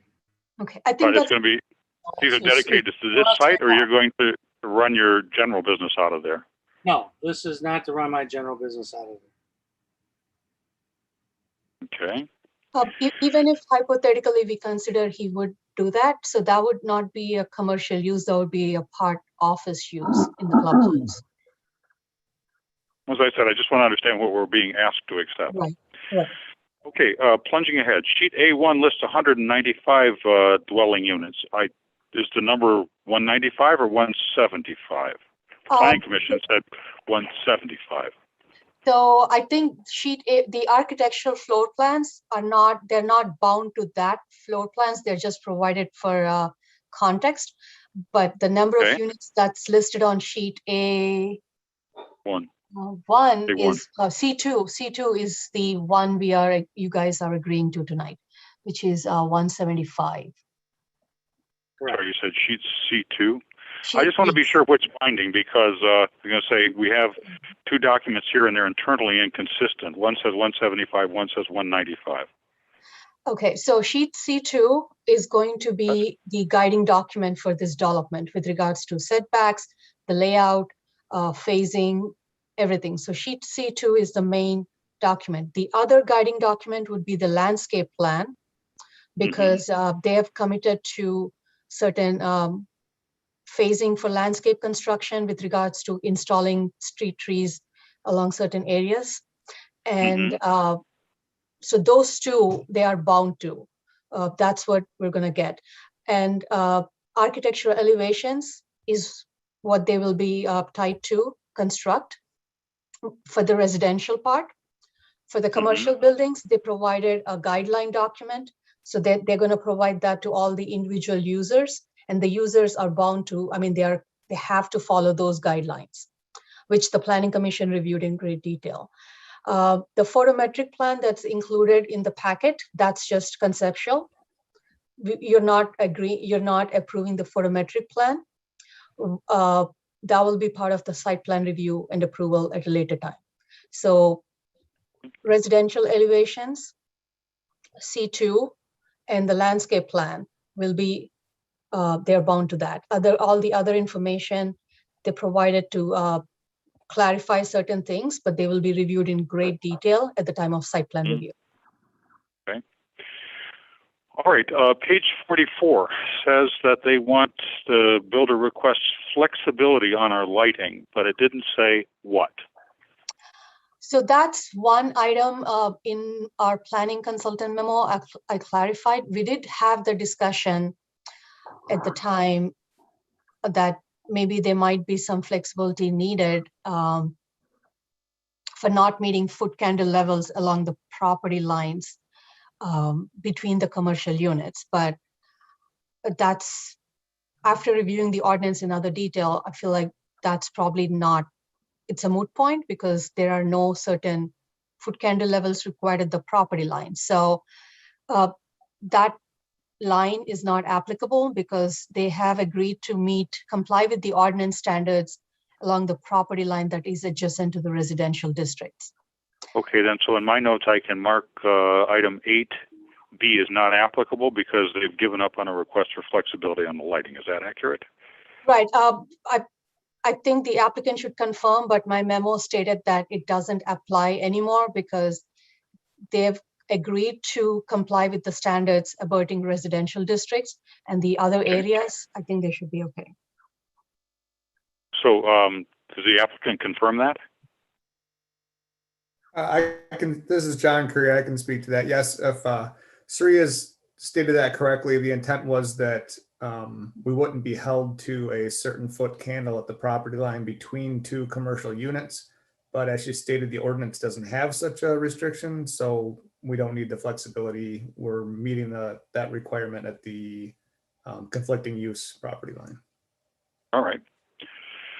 Now, in terms of signage, do you plan for any off-site signage? I see in the plans that you look for a 16-pump gas station, which is significantly larger than the Speedway station at the corner of Milford and General Motors Road. Do you plan to have any signage off-site, for example, in Lyon Township for your gas station? Billboard, raised signage, something like that? We have no plans for any off-site property signage. Including the gas station? Including the gas station. So Great, okay. They haven't requested any flexibility from sign ordinance requirements, so they would be required to comply with the standards. Sure, but the thing is that I'm talking about them putting signage in Lyon Township. They wouldn't have to ask us for that. So if you look, it's a very odd boundary right there because the roads don't run north, south, east, and west. So the boundary between Lyon Township and Milford Township would have you putting your signage out next to the road, next to the expressway, and that's actually in Lyon Township, so they wouldn't have to ask us for that approval. What I'm trying to understand is I don't want a great big soaring sign that says 16-pump truck stop here, even if it's in Lyon Township. So we need to address signage in site plan. This is a rezoning or an overlay. This is not site plan. So these signage and I mean all of these very fine detail. I think we've been talking about the conceptual plan for 10 months at the planning commission to get to the point of rezoning. So maybe it's giving the impression that we're at site plan, but we're not. We haven't even started talking about site plan details. I know, but I'll persist in this. When they do site planning, if they're going to put signage in Lyon Township, they don't even have to talk to us about it. No. So it's not going to come up during our work. And I just want to hear from the developer directly whether or not they propose any off-site signage. And he said he did not. What I'm saying is it's legally inappropriate to condition a rezoning on whether or not there is signage going in another community. It's not even site plan appropriate. It's not appropriate to this discussion. We're talking about another community that Milford has no jurisdiction over. I'm trying to understand what we're being asked to sign off on here, what we're being asked to accept. So We're not being asked to sign off on any of this, are we, Jennifer? If the builder is asking us to accept this proposal, I'd like to understand what it is I'm being asked to accept. A rezoning. So excuse me if I forge ahead. All right. I can clarify that. What he's being asked is the number of residential units, the way they're laid out, the maximum 33,000 commercial square footage, up to 5 buildings, and the clubhouse, and the landscape buffers as shown on the landscape plan, the architectural guidelines provided in the document to guide the commercial buildings. Everything else, if it's not shown on these 5 couple topics I said, they will be reviewed in great detail at the site plan level. And if they don't comply with the ordinance standards at that time, they cannot do it. Yeah. But my point is, at the site plan level, if they're doing signage outside of Milford Township, that will impact how I view the subsequent final plan when it comes before us. If they're not going to do signage, that also changes my view about how they're going to handle a 16-pump gas station within the township. So I understand what you're saying about site plan, but that reflects what goes on in Milford Township, and we'll never get a chance to touch on this issue of signage outside the township, which impacts on what goes on inside the township. I think you would have another opportunity because the way the ordinance process is, when they come back for the site plan review and approval, they would go to planning commission, they would make a recommendation, and then they would come to you for the final approval. So the details can always, you would have an opportunity at that time to address those site plan level details. Actually, we won't, because, yes. Just to clarify something, and maybe Jennifer will surely correct me if I'm wrong. I do not believe that Lyon Township, the same as Milford Township, allows freestanding billboards or advertising off property. So, okay, if that's true, I'm satisfied. Let me just interject one thought right now, Randy. I'm sorry to interrupt. No, go ahead. But Jennifer, isn't part of the PUD ordinance the responsibility of the board to come up with a mutually agreed upon PUD? Right. So there are several different stages of the PUD process. We're at the first stage, which is the rezoning or the overlay. In this case, an overlay. That's stage 1. Then we go to site plan, and we go through all these details. And we've we've had the benefit, Bill, for 10 months now of going through all these like site plan-ish details in connection with the rezoning. And so I think that's why the conversation is being focused on all these like really narrow site plan details, even though this is just the rezoning hearing this evening.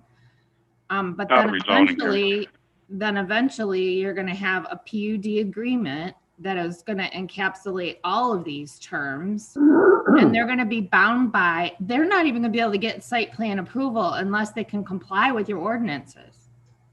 So they have to comply with the overlay approval. They have to comply with your ordinances. They have to meet all of your site plan requirements. We have to put all of that in a PUD agreement.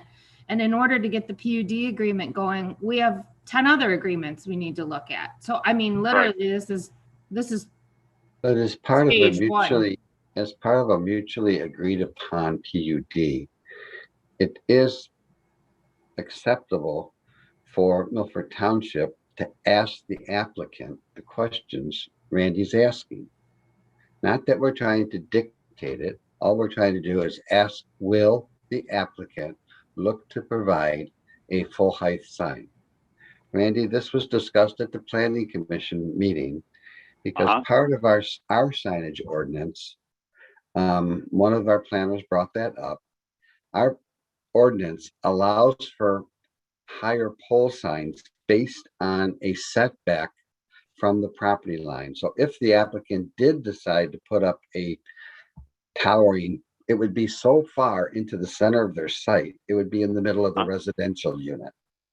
Okay. That doesn't expect the fact that, you know, you can ask the applicant if he's planning on putting a sign up in Lyon Township. And actually, you could incorporate that into the PUD agreement if you wanted to, if he agrees on that topic.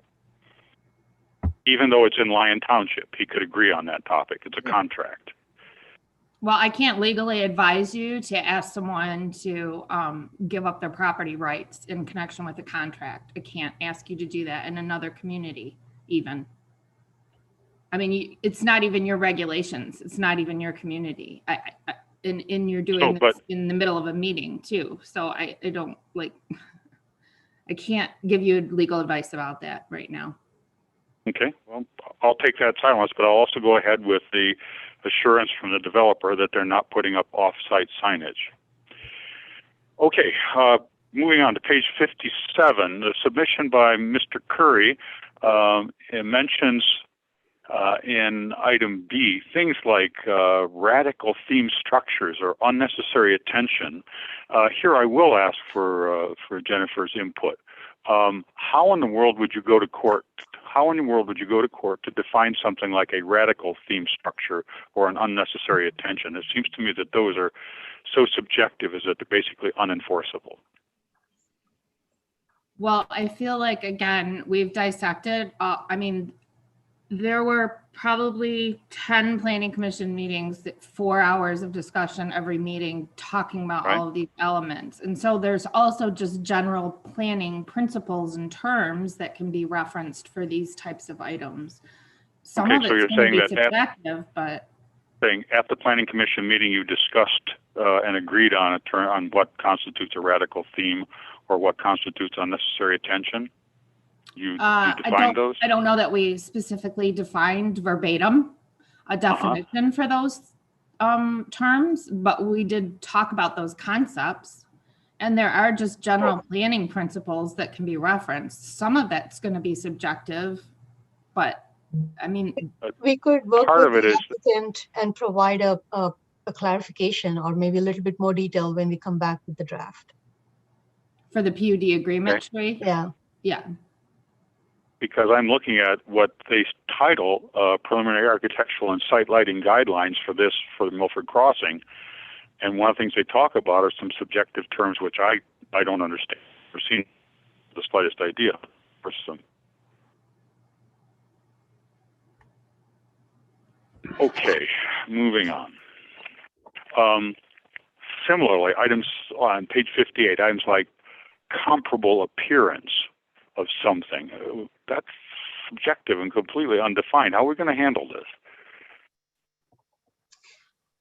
We're going to go through the site plan process and we're going to negotiate a PUD agreement where we're going to define terms like this. But this is, we can't get to that and define these things until you do the rezoning or the overlay. So you're going to do that on the terms like appearance of comparable appearance to other retailers and consistent appearance and so on, diversity of surfaces, pleasing things and things that are similarly attractive. You're going to go through and we're going to go through and define all of those? Well, I do believe the Planning Commission is going to thoroughly discuss all of those things as they have for the last 10 months and are qualified and capable of doing that. I mean, I do believe they have very, very, very thorough discussion about pretty much every element of development. They have talked about every element of this development and we haven't even gone to site plan yet. So Well, if they've talked about every element of it, then you should have an answer for this. we haven't I'm gone to simply site asking. plan yet.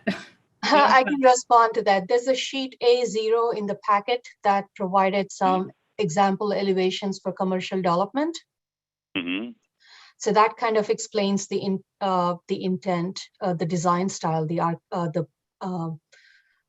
Okay. applicant. If that were the case, why wouldn't the preliminary architectural plan just say in accordance with Milford Township's zoning and planning guidelines, So instead of laying out a kind of separate language which seems to make their own ordinance?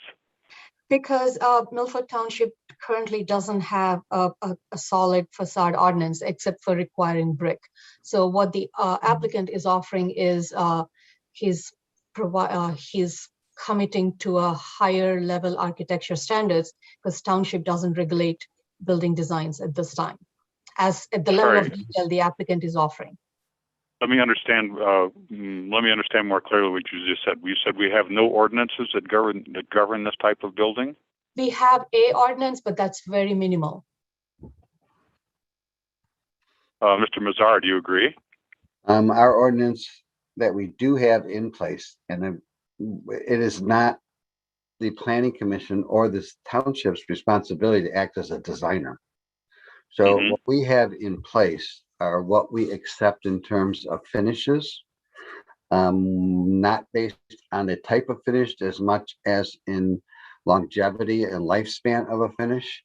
We don't allow tar paper and plywood and things of that nature, but we really don't and never have got into trying to regulate what a building is going to look like in any regard. Right. And Mandy, I think just to give you a little bit of update, these conceptual drawings are developed much further than what I would ever consider to be a conceptual drawing. It's been one of my concerns since day one, is that this project started back in January of last year. So there's been a lot of things that have been incorporated into drawings that the applicant has gone out of his way to do, because this is not a concept. This is just about a full-blown site plan. But we keep going back to the fact, being told that don't worry about it, we'll have a chance to go look at this later. So I've been assured that we will have a chance to look at this through the site plan approval process. Yes. Right, You Jennifer? absolutely will. Absolutely. Everyone. So long as we all unfair to expect the board member to look at a set of documents of this detail, knowing how detailed he is, and ask him not to pay attention to the detail. Sorry, The that's all I details have. are at site plan though. The details, we unfortunately have this level of detail in front of you for an overlay question, which you wouldn't normally have, but you do. But you will be looking at these details because you also are going to be reviewing site plan in your township. You do.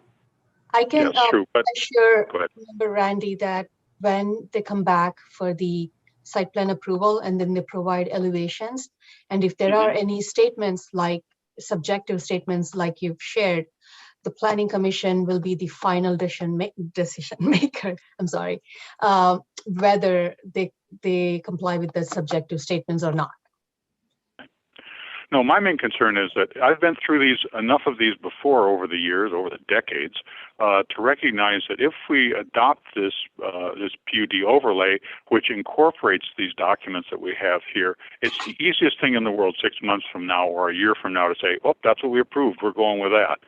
I'd like all of us to understand that if we decide to move ahead with this approval, that we're not approving this like a site plan. We're not signing off on all the stuff that's before us right here. That this is actually a conceptual plan that's subject to change by the Planning Commission and by the terms of the PUD. That is correct. As sure as I'm sitting here, a year from now, all of us will have forgotten, oh, well, we really didn't intend to do that. That was just an idea that was floating around. Instead, that will become the reference standard for everything that we do in the future. I just seen it happen again. That's been my major concern since the beginning of this. When I asked for a complete list of items on the drawings that were conceptual and items on the drawings that were not. So I still don't have that, but I am on the full understanding of what a concept is. And I think we have enough documentation in place showing that we're concerned. The All right. Then ask of the developer. I noticed that page 61 lists a 16 pump gas station. Is that accurate? I'm sorry, could you repeat that? Sure. On page 61, it lists a 16 pump gas station. what's the sheet number? 61. page 61. 61. Oh, I think that's the 61 in the packet, right? Yep. But what's the true. sheet number on the drawing? Yeah, I was going to say, it mentions on page 61, it mentions a gas station, and if you go to the drawing, it mentions a 16 pump station. Is that your plan? Yes, that's our original plan as of now. Is that correct, Mark Zerlag? With people you've talked to in the past?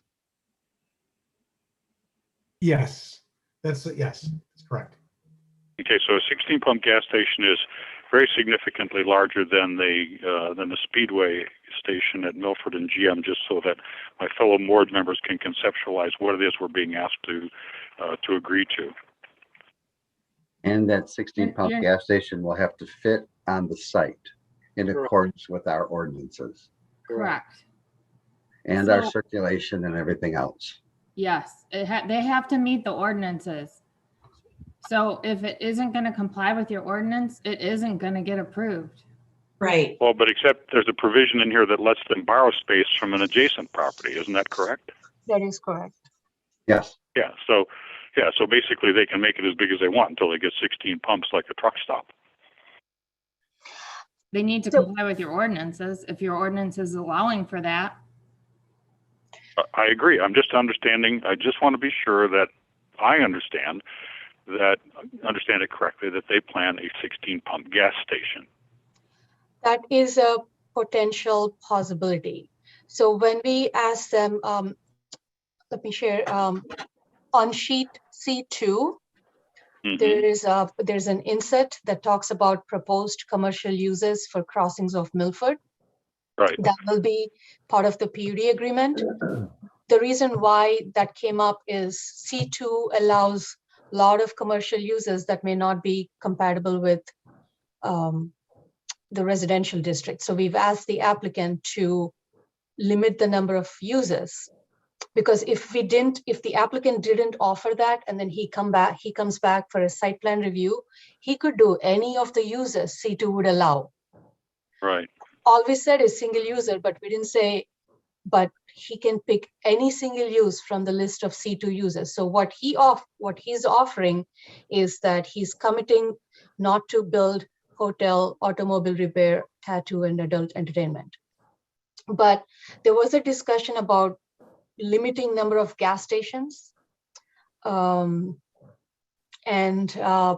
the comment within that box, it says gas station co-branded with the food user, a maximum of 1, but there could be an additional gas station.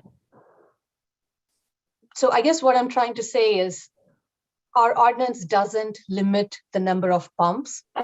So if we can provide a 16 pump gas station on the site, and that meets the ordinance requirements with the stacking and circulation and parking and everything, he could do that. If that is not something the board envisions for this location, that is something you could ask the applicant with the number of pumps. Okay, so that was what I was headed for, so that we could actually make that part of the PUD agreement, is to have something less than a 16 pump truck stop. We cannot make it part of the agreement. That's something the applicant, you can make a recommendation, but that's something the applicant should agree to, because it's a mutually agreed. But he's here, he's part of the discussion, so he can definitely chime in and his opinion. So I'm saying, what possible incentive would he have for agreeing? That's a discussion between the board and the applicant.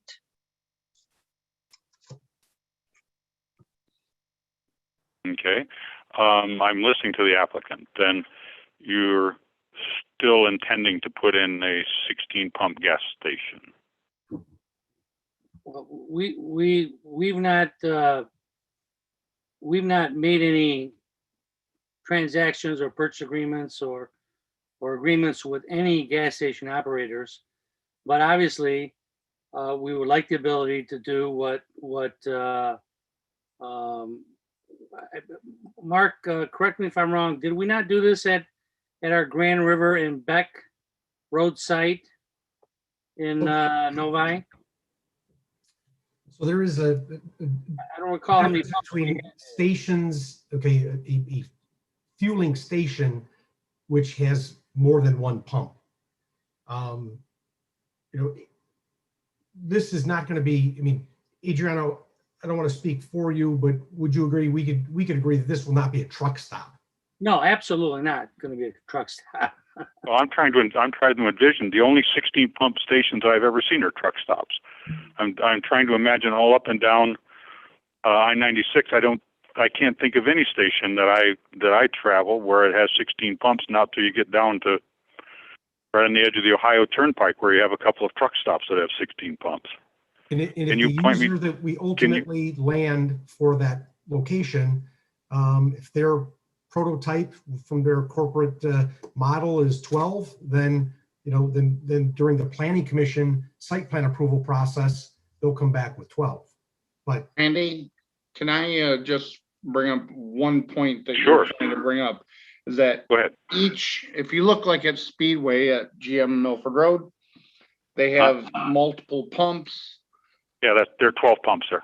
Right. And on each side is a separate pump. So you No, may I counted have, them all. There's 12 if you count all sides of all pumps. There's 12. okay. I just didn't want to be confused with saying there's going to be 16 individual pumps with a fueling station on each side. And if they have diesel on one of them pumps, that could essentially make, one pump actually 2 pumps on one side and 2 pumps on the other. So. Sure. No, as I said, basically, I tried to envision a 16 pump gas station, and the only ones I can envision are a truck stop, which links into my question about off-site signage. No off-site signage. We Great. have no intention, and I'll repeat it. This is, I think, the second time I said it this evening, to reach out to Lyon Township or any landowners in Lyon Township to put any off-site signage for any of our facilities within the commercial. It was asked at the planning commission level if we intended on putting one of those sky high signs at Sid Gas, Fuel, or whatever the exact language was that evening. We have no intentions of doing that. Adriano, to provide some confirmation, is that something you would be willing to include in the PUD agreement? Yeah, absolutely. And we've already discussed that at the planning commission level, if you recall. I do. So, but it's just that we didn't add that in the C2 sheet or anywhere else. And it seems like it's a major concern. We can add it to the agreement. Listen, we're looking to create a high quality corner with 5 commercial pads, which hopefully consists of 5 single tenant users. But if that fails, I need the ability to put multi-tenant users in there. And we're going to create a first-class, high-end luxury rental community with 2-car attached garage. That's what we intend on doing there. And we're hopeful in gaining the township's approval on this project. Good. And then in the traffic study on page 63, it mentions 197 outbound trips out of 175 residential units and 5 commercial units. Is that accurate? It seems to me to be an implausibly small number. Mike Latterby? I'm here. Let me find the page and I'll get back to you in just a minute. It is All right. plausible though. I'll get back to you in just a sec. It seems to me with parking positions for 350 cars, it seems to me implausible to have 197 trips. By the way, it's page 63 of Jonathan Curry's May 14th submission, paragraph 2. Sorry, paragraph 3. Mike, I might be able to help you forecast. on that. I'm looking at that. That's the AM peak trips. Proposal AM Daily peak, trip count. 197 outbound, 205 new trips in the PM peak. Oh, PM peak. No, that's AM peak. 197 outbound is AM peak. Okay, so got 175 occupied units and 5 commercials, and you think that during the peak hours they're going to make 197 outbound trips? Wait, are you on table 1 of the report? I'm on. The next page after table 1 is where the summary comes in. Table 1 is the one that lists level of service. No. It's the next page. Well, that's a different sheet than I have. Do you have the report? I can pull it up. It's table 1 in the traffic study. That's what I have, the table. That's what I'm, what is? Okay, we may have different table 1s. Do you have Yeah. one called table 1 level of service criteria? I have the packet that was posted online too. What's the written page number? Okay. Oh, is it the update? Is it the update tree? Mike, I think this is my summary and my response based on your letter. Oh, So that's Well, like third hand. all right, Sheree, table one is on page 62 of the handwritten page numbers of our packet. Okay, Right. got it.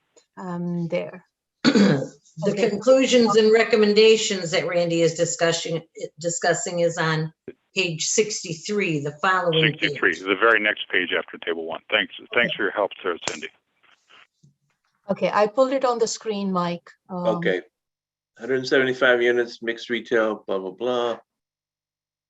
The Shopping center, drive-in it's bank. forecast to generate, Next paragraph down. I see that, yep. Oh, sorry. 374 new trips during the AM peak hour.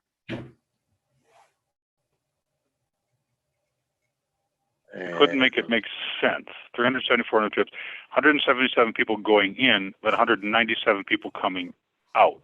Presumably anybody that goes in comes out. No, here, yeah, okay. The way these studies work, you forecast the inbound and the outbound during a peak hour. And Right. So there's a daily number. I wish you had the whole report in front of you, but there's a big table 1, page of the report, page 2 of the report has The original traffic statement. yeah, that would explain it a lot better. Okay, this is the community impact assessment report, the traffic flow material Yes. there. And what page again? Page 2 of our study.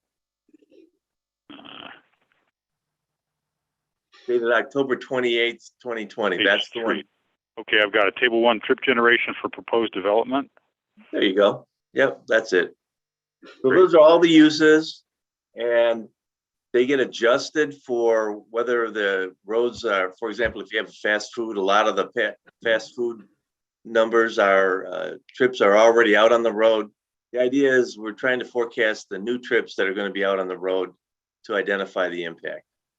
So your image is about 10 total then, about 10,000 trips per day. yeah, 5,000 in and 5,000 out. Okay. But the peak hours are what is the accepted practice study typically. So there's an AM peak hour and a PM peak hour of a typical weekday. And so if you look for the number of 175 multifamily, single family houses, in the morning, there's 19 trips in. and 62 out. Really? Yep. 175 units generating Yep. 70, 81 trips? Yep. These are not numbers I'm making up. These are numbers I'm looking up. This is No, from, I understand that. It kind of boggles my mind that you've got 350 cars and they make 19 trips in and 62 trips out. It just doesn't match to my image. these are from studies that taken of all kinds of developments all over the country. And it's published in a giant book or document called Trip Generation by the Institute of Transportation Engineers. It's updated every couple of years. This is pretty traditional stuff here.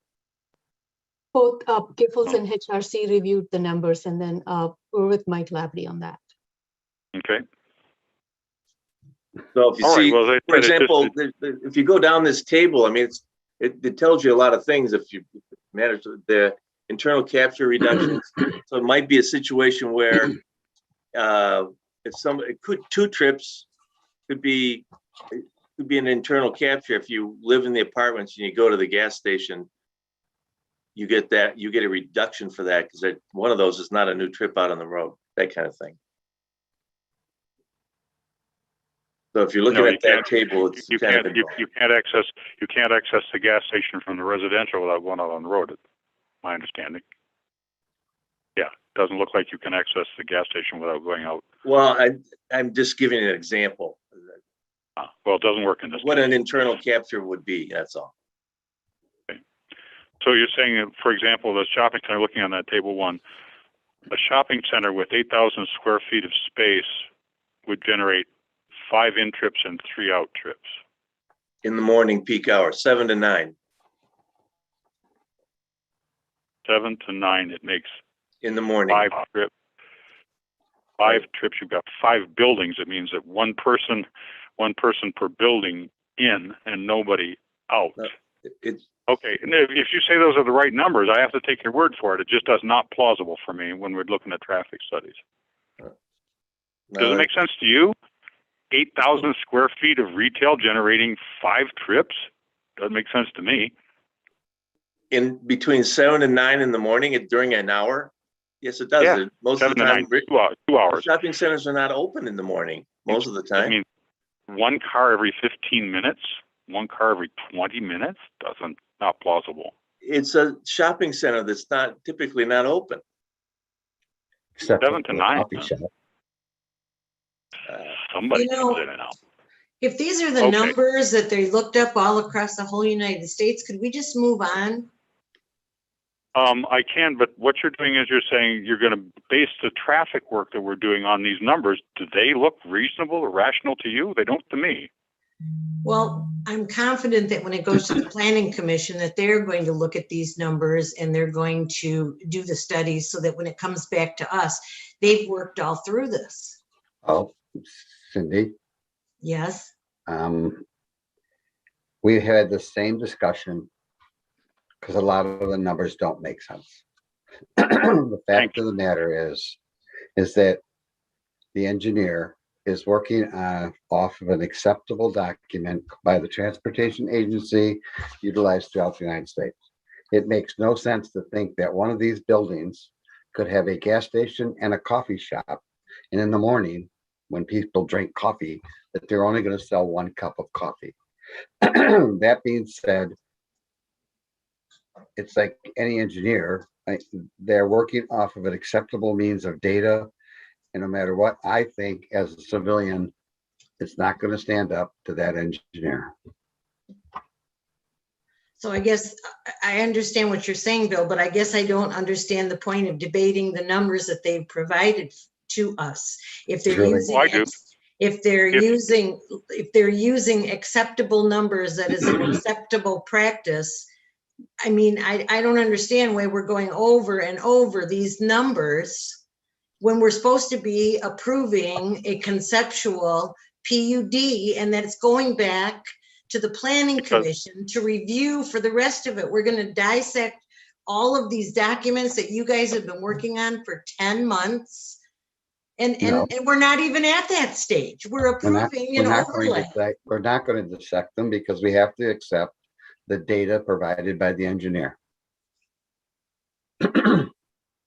Part of our PUD includes a traffic review, and we're going to have to adopt somebody's recommendations. And I'm just saying, I don't want to have us create a traffic mess if somehow or other the source of this data, I don't know the source of the data, but it just doesn't pass the stinker test with me. And so I'm not going to. Can I interrupt for just a sec? Sure. The road commission is going to be looking at this. Your consultant has already looked at this. The road commission engineers have already looked at this. This is standard practice. These numbers are not made up. If you look at it, just take a look at that table again. If you look at, I think, Randy, to answer your question, the consultants that we've complied in, not just Mike because he is technically the developer's consultant, but it's been through Giffords and Webster, it's been in Hubble and Clark, and I intend, if this does not work, to hold them fully responsible for their recommendation. Okay, well, I take that assurance, Bill, and I thank you for it. So Because on that, we can that's move all on. it can be. That's all it can be. Yeah. We've been told to listen to our consultants, but consultants have responsibilities also, and they can be held, liable for what they're saying. Right. Okay. With that, then I'm willing to move on, Bill, because I entrust it to you, but I simply didn't want to bite off on something that's going to make a heck of a traffic mess down there if somebody's gotten on the wrong page of their reference document. I'm just applying That's why I kicked common it to the board, sense. because I was sick of talking about it. I'm just applying a kind of common sense to it, and it doesn't make sense to me. So if you said the earth was flat, I'd ask you to see the edge, and this is just a case where I say this doesn't make sense to me. But if you're going to hold their feet to the fire on it so that we don't have a mess, Bill, I'm satisfied with that. They have to. Okay, that pretty much exhausts my list. So, Sri, if you could sort of listen to it, I'm about to make a motion. But I didn't have anything really prepared to do that tonight. But I'm going to move to approve the determination of the PUD.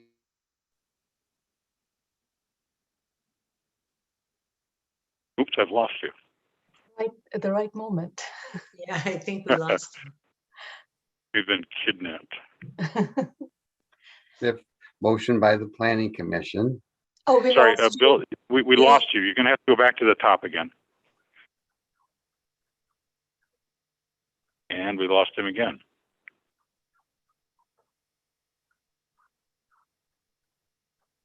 Be provided by Milford Crossings will be identified in the. Bill, we missed all of your motion. We haven't gotten any of it. That's because I'll try it again. Okay. And the internet here is terrible. I will go again. I'm going to move to approve the determination of the C2 PUD overlay and conceptual drawings dated 5/12/21 for Milford Crossing SP 205001 based on the March 25th motion by the Planning Commission, period. Or in addition, all traffic improvements to be provided by Milford Crossing will be identified in the PUD development agreement. That's my motion. support. Moved and supported. Discussion. Do you want to touch on this issue of good faith marketing and their plan for? Well, no, because you're right. Never mind. That wasn't on your original. That wasn't the original Planning Commission's proposal. Right. Let's see. What about sorry, I'm looking at my notes. The water agreement. I think probably because they haven't yet have a formal agreement in place, so the approval will be contingent on them getting that. In Well, my they're motion, gonna- in my going to motion, either- Sheree, I indicate that if the applicant does not enter into an agreement for the municipal water and has to provide their own private well, then that has to come back, that portion of it has to come back to the planning commission. It has to, because it will be reviewed as part of the site plan. Site plan, correct. Okay. Any further discussion? All in favor, say aye. Aye. Aye. Aye. Opposed, same sign. Motion carried. Thank you. Fellow board members, thank you for your patience with me while I grind that down. No, Randy, I spent 4.5 hours going through the detail that you just did. And believe me, I did not make any friends with anybody, but that's not my role. It's not my role in life. Okay. I know so we're gonna do the roll call, right? I can probably provide an update for the next meeting. I don't know that we need a roll call vote. I need think a it roll was call. unanimous. Do we? Okay. Yes. Yeah. Mr. Supervisor, your job. You're up. Trustee Wiltie, Yes. trustee Mazzara, Yes. treasurer Dagenhart, Yes. clerk Brandt, Yes. trustee Busick, Yes. trustee Zulai, Yes. supervisor Green, yes.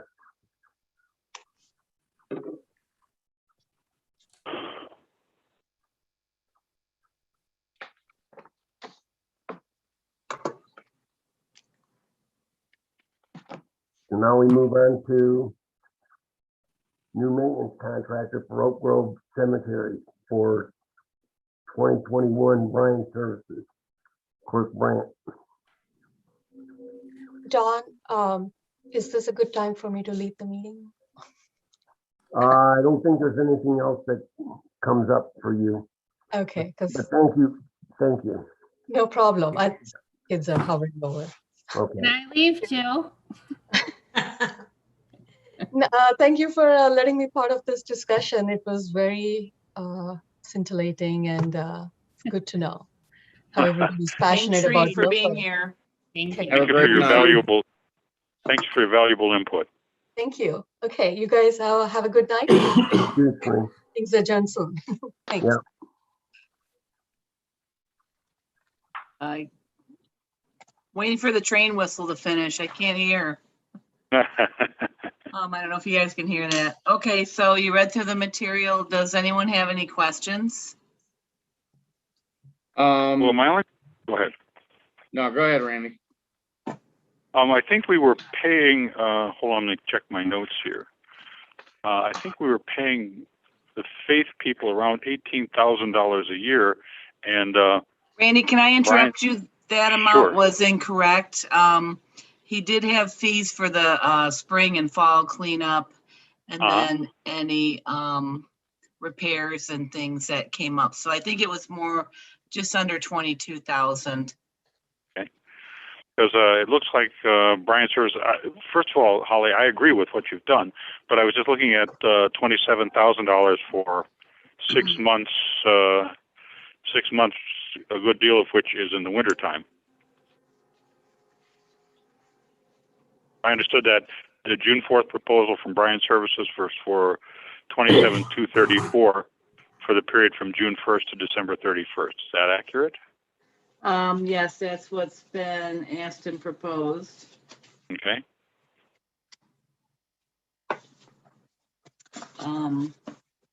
We've got an understanding of it.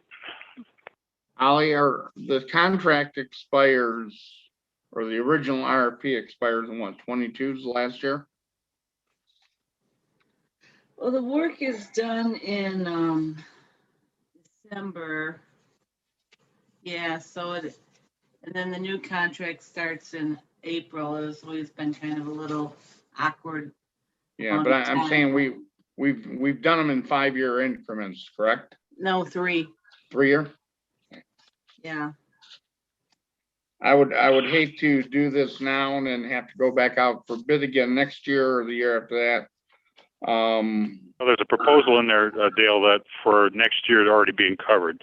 They proposed 33,972, and I think Holly said in her notes that she proposed that we take that up as well.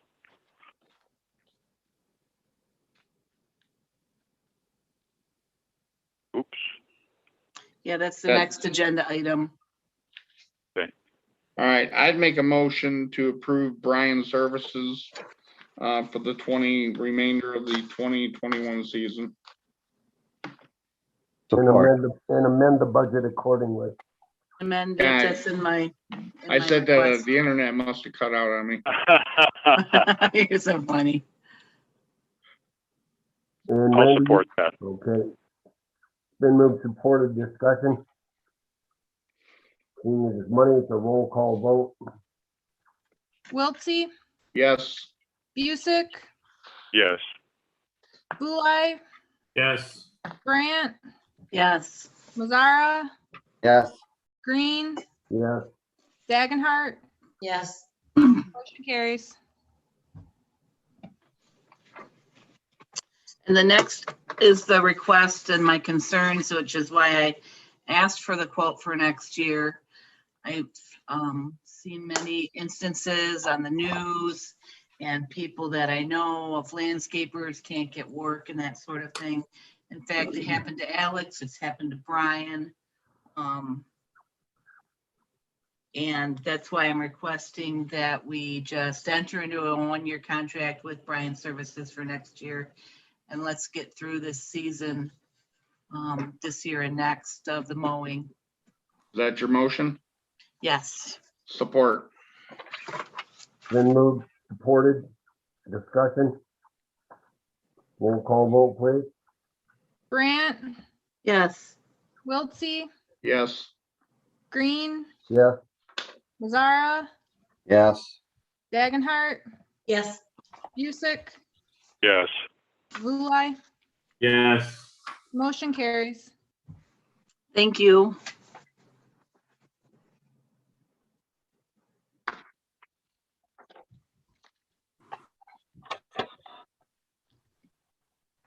Next on the agenda is the service and maintenance renewal 2023 through 2027 for Hart Intercivic election equipment.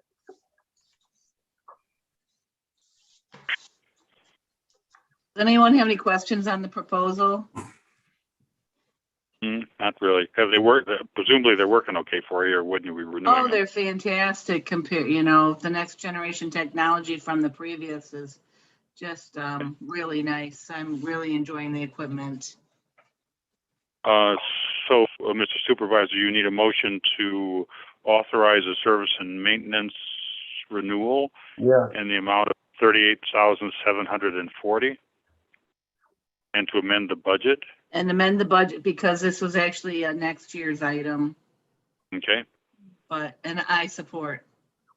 All right. Been moved, supported. Any further discussion? Make sure you add, accept option 2 in the motion. That's why I was Sorry, just said gonna ask. Option Option two. 2 is, Option 2. Okay. Thank you. and option 2 is, Option 2 is described in Hart's May 14th, 2021 letter. Yes, thank which you. is 34,866 and not the 38,000. Oh, Yeah, that's what I was gonna say. Option 2 comes first, then option Yeah. 1. So if you're accepting 38, we need to accept option 1. Which one did you want? we need Holly? option 2. Okay. That was my request, option 2. Okay. Any Sorry, further discussion? I'll amend my motion to adopt option 2 in the amount of 34,866 and amend the budget accordingly. Support. Been moved All and right. supported. Again, any discussion? Roll call vote, please. Busick, Yes. Grant, Yes. Wiltsey, Yes. Mazzara, Yes. Green, Yes. Dagenhart, Yes. Vulai, Yes. motion carries. Next is the appointment of Don McCann, term ending December 31st, 2023, to Parks and Rec Commission. I would move to appoint Don McCann to the Parks and Rec Commission, term with the term ending December 31st, 2023. Support. Been moved and supported. Any discussion? All in favor, say aye. Aye. Aye. Aye. Any opposed? Motion carried. Next is the appointment of Jeff Stern, term ending December 31st, 2021, for Parks and Rec Commission. I have a I make- question. Why is it ending 2021? Because he's filling Heather's. Okay, Heather's term. Fulfilling somebody's unfinished term. Whoever left before the first gentleman is filling, and whoever left last, the second gentleman is filling. The terms don't change. People just fill them and then start their Okay. own. so then I would move to appoint Jeff Stern to the Parks and Rec Commission with the term ending December 31st, 2021. Or Been moved, supported, discussion. All in favor, say Aye. aye. Aye. Aye. Opposed, same sign. Motion carried. Next on the agenda is a part-time employee hours increase to full-time, Nina Bruck. Yeah, I'll move that we increase her hours up to full time. It's, I think, 37.5 hours. I don't have the memo in front of me. 37.5 hours. Yeah, And I understand that that she declines the healthcare benefit, which makes it cheaper. But with Ruth retiring, we're going to need to get somebody up to speed there. yes, sir. Yeah. Or You're gonna include the part-time position?